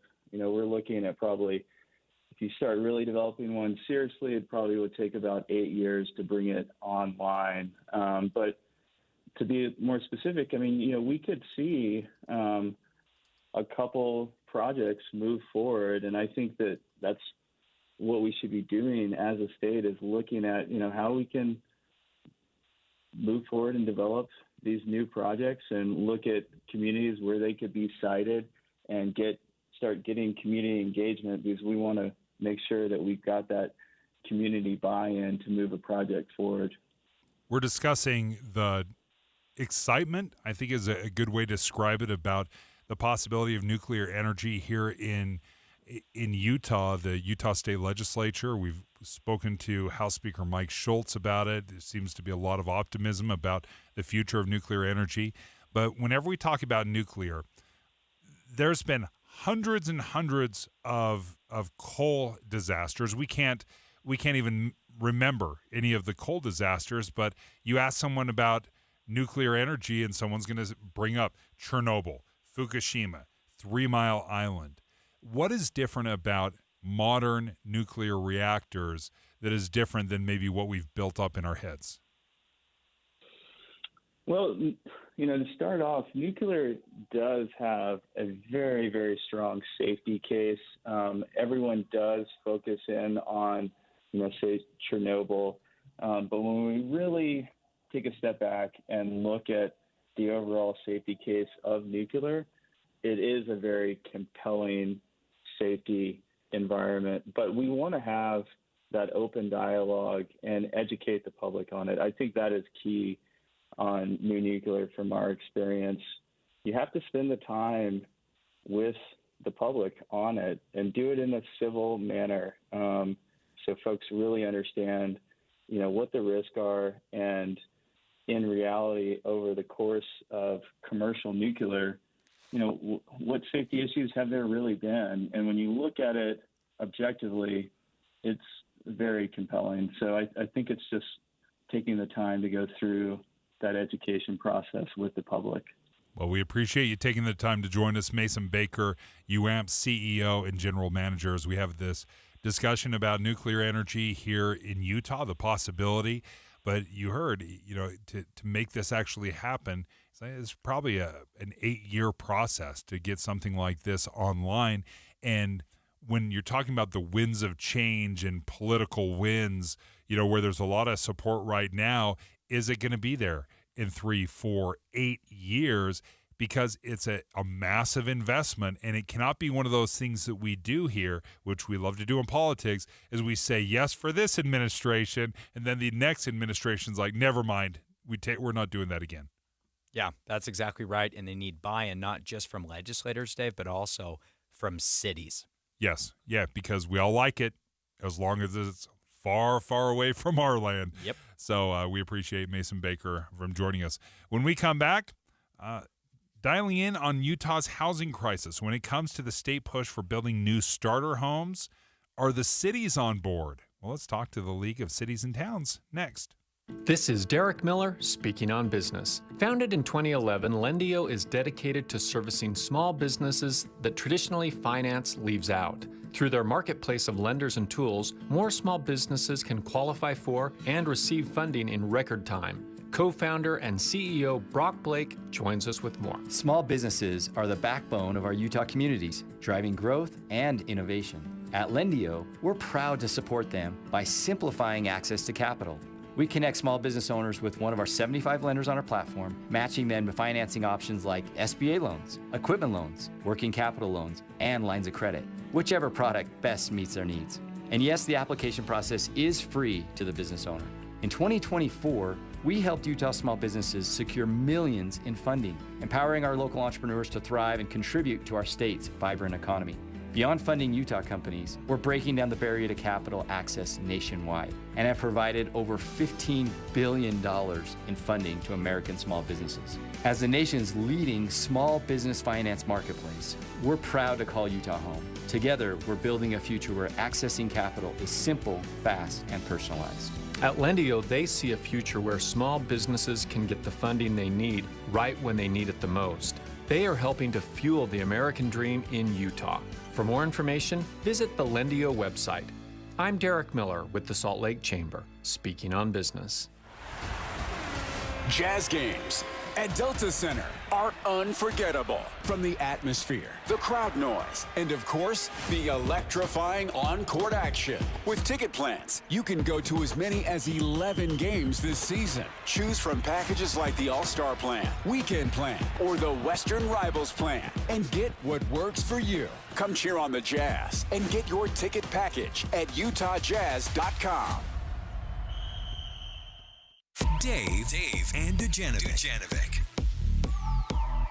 Everyone knows we need housing. Everybody knows it. It's a supply and demand issue. Everyone wants to live here because we're awesome, and there's just not enough places to live. So we're trying to figure out how we can build more homes and get it done sooner rather than later. It's what Governor Spencer Cox has said is his number 1, 2, and 3 priority, and we are trying to figure out how to do it. Here's the problem that I see. Taylor Morgan joining us, by the way, filling in for Debbie Dujanovic. Here's the problem. The top-down doesn't work here in Utah. So the governor saying, this is what we're going to do, does not happen if you cannot rally support from the local communities. Yeah, that is exactly right. And as easy as it is to blame the boogeyman of Californians moving into Utah and driving up prices, in reality, what is happening is it's us. It's our kids, grandkids. It's Utahns who want to live here. It's simply the demand, Dave, that is driving up the cost of housing here and the cost of living. And we are seeing more and more that despite incentives from the legislature, promoted by the governor, despite those efforts and incentives, you're exactly right. This has to happen, and it has to have support at the local level. And anyone that has tried to build, whether you have a piece of property, you want to tear down your house, you want to rebuild, there is a permitting process that can be incredibly difficult. It can be time-consuming. It can be very expensive. And the legislature is trying to scale back and trying to simplify where they can. But again, ultimately, these kind of decisions are largely based on local towns and communities. Yeah, and we have seen over the last few years, Dave, when cities have attempted to build housing, to build high-density housing or townhomes or new, even smaller single-family homes, those efforts have been met with resistance. Citizens have opposed. They have filed petitions. They have stopped at nothing to prevent new development in their neighborhoods. And so this is a problem. Not all cities are a problem, but some are. Speaker Mike Schultz specifically was asked about this at a press conference this week, and this is what he had to say. Some are, yes. Some are, not all. But I'll tell you right now, our cities, through the League of Cities and Towns, are coming together. They're working with lawmakers. They're working with the governor's office. They're working to find solutions because they also recognize that it's a problem. My hope is that they work together and they bring a consensus bill that they can feel comfortable with. Not everybody's going to be happy, but my hope is that they continue to do that. They did it last year. It made a difference, and it will make a difference. My hope is that they do the same thing this year. Joining us right now from the Utah League of Cities and Towns, Cameron Deal is the executive director. And Cameron, thanks for joining us. I can't help but think, it's very easy for us to say, oh, yeah, no, cities and everyone's on board. They understand the problem. And then when you actually try to develop in an area, then you get specific pushback. What is the role that maybe cities and towns can do to collectively bargain or to create a consensus so that building doesn't just land and the weight fall on one city where everybody can take a piece of this growth and this boom? Well, thank you for the opportunity to join you. And you mentioned a moment ago that people want to live in Utah because it's awesome. And that's true. The quality of life we have here is unparalleled. And Utah's population growth is fueled in part by out-of-staters. In fact, in the last couple of years, it's been majority out-of-staters, and then in large part by kids and grandkids like Taylor mentioned. And that quality of life piece always has to be at the center. Residents care about the quality of life today and tomorrow, and cities are responsible for the planning and the zoning and the infrastructure and the nuts and bolts of government that ensure that quality of life. So when you talk about building consensus about how we grow, it's actually bigger than housing. It's really more about that quality of life piece. And let me give you a couple of quick examples of where the league, which represents all the cities in the state, the legislature and the private sector have worked together in recent years to try to address these challenges with that quality of life focus. We've, over the last couple of years, have spent a lot of time and effort on the development of what are called station area plans, where cities that have fixed transit are required to plan for housing and economic opportunity and transportation connectivity and sustainability. We're required to do that. We're required to do those plans. But the discretion is left to the locals to figure out what that means. Because at the end of the day, the light rail station at Salt Lake International Airport is fundamentally different than a front runner station in downtown Ogden. And the planning needs to be different, and the objectives need to be different, and it's all under that quality of life umbrella. Well, the good news is we passed that bill a couple of years ago, and we are anticipating tens of thousands of new housing units that are planned for and will eventually get built near these transit stops because of this collaborative effort. Yeah, Cameron, we're speaking with Cameron Deal, Executive Director of the Utah League of Cities and Towns. And, of course, as Speaker Mike Schultz himself said, you are a key partner in addressing the housing affordability crisis here in Utah. Is the legislature doing enough, Cameron, for the cities and towns? Are these incentives or these laws, is it really helping cities open up areas for development and move forward? Is it enough, or what would you like to see if not? Well, I applaud the speaker for not just what he said in that press conference, but for his collaborative approach through the years working with cities to tackle these challenges, and ditto with the governor. I appreciate the governor setting the goal and bringing, trying to bring everybody to the table to work together here. The Utah way is real, and it's something that is where we have tough conversations and work together, and it's unique to Utah compared to other places in the country. So I applaud the Senate President, the Speaker, and the Governor for their collaborative approach. So you talk about how do we work together? Is the legislature doing enough? And I'm going to answer that with another specific example in recent years. We did some research about the number of housing units that cities have planned for that are not being built. And statewide, when we did this research, this was the fall of 2003, statewide, there was about 190,000 units that cities had planned for, but were not being built for a variety of reasons. Wow. And the biggest reason for that was the lack of infrastructure. And when I talk about infrastructure, we're talking about water tanks, we're talking about roads, we're talking about pipes. And that gets back to my quality of life lens before. So to the credit of the legislature, last year, we worked collaboratively on several bills to try to finance infrastructure, and they all took slightly different approaches. Some were tax increment financing, some were the creation of infrastructure districts. And this was in collaboration to say, how do we come up with ways to finance the infrastructure to unlock the housing units? And so if you've got that's such an interesting point.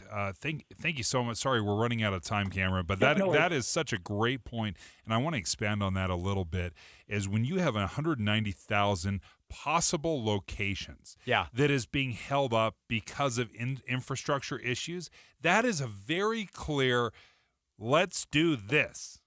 Let's help. And if you're a community, if you're a city, then you might have to finish that road or lay some more pipe to open doors, because to ask developers to finish roads and to do some of this infrastructure stuff, big picture infrastructure stuff, that is too much to ask, I think, in many instances. Yeah, it is. And you wonder, if you ever look at the transportation budget for Utah each year, David, is the reason why it is one of the single largest buckets of where we spend money in Utah.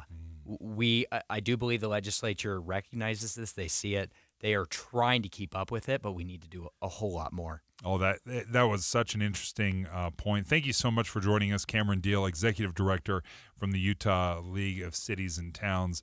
We'll turn things over. Thanks for Taylor. You did a good job. 3 hours. Hey, thanks. You're used to 2 hours. We stretch it out.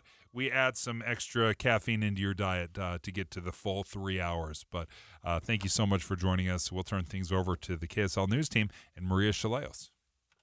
Did you know the Social Security Trust Fund is projected to run out of money in less than 10 years? Yes, 10 years.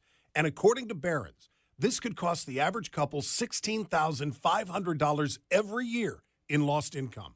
Now multiply that by 10 or 20 years, and it could easily add up to hundreds of thousands of dollars. That's why it's critical you have the right strategy to file for Social Security. Learn more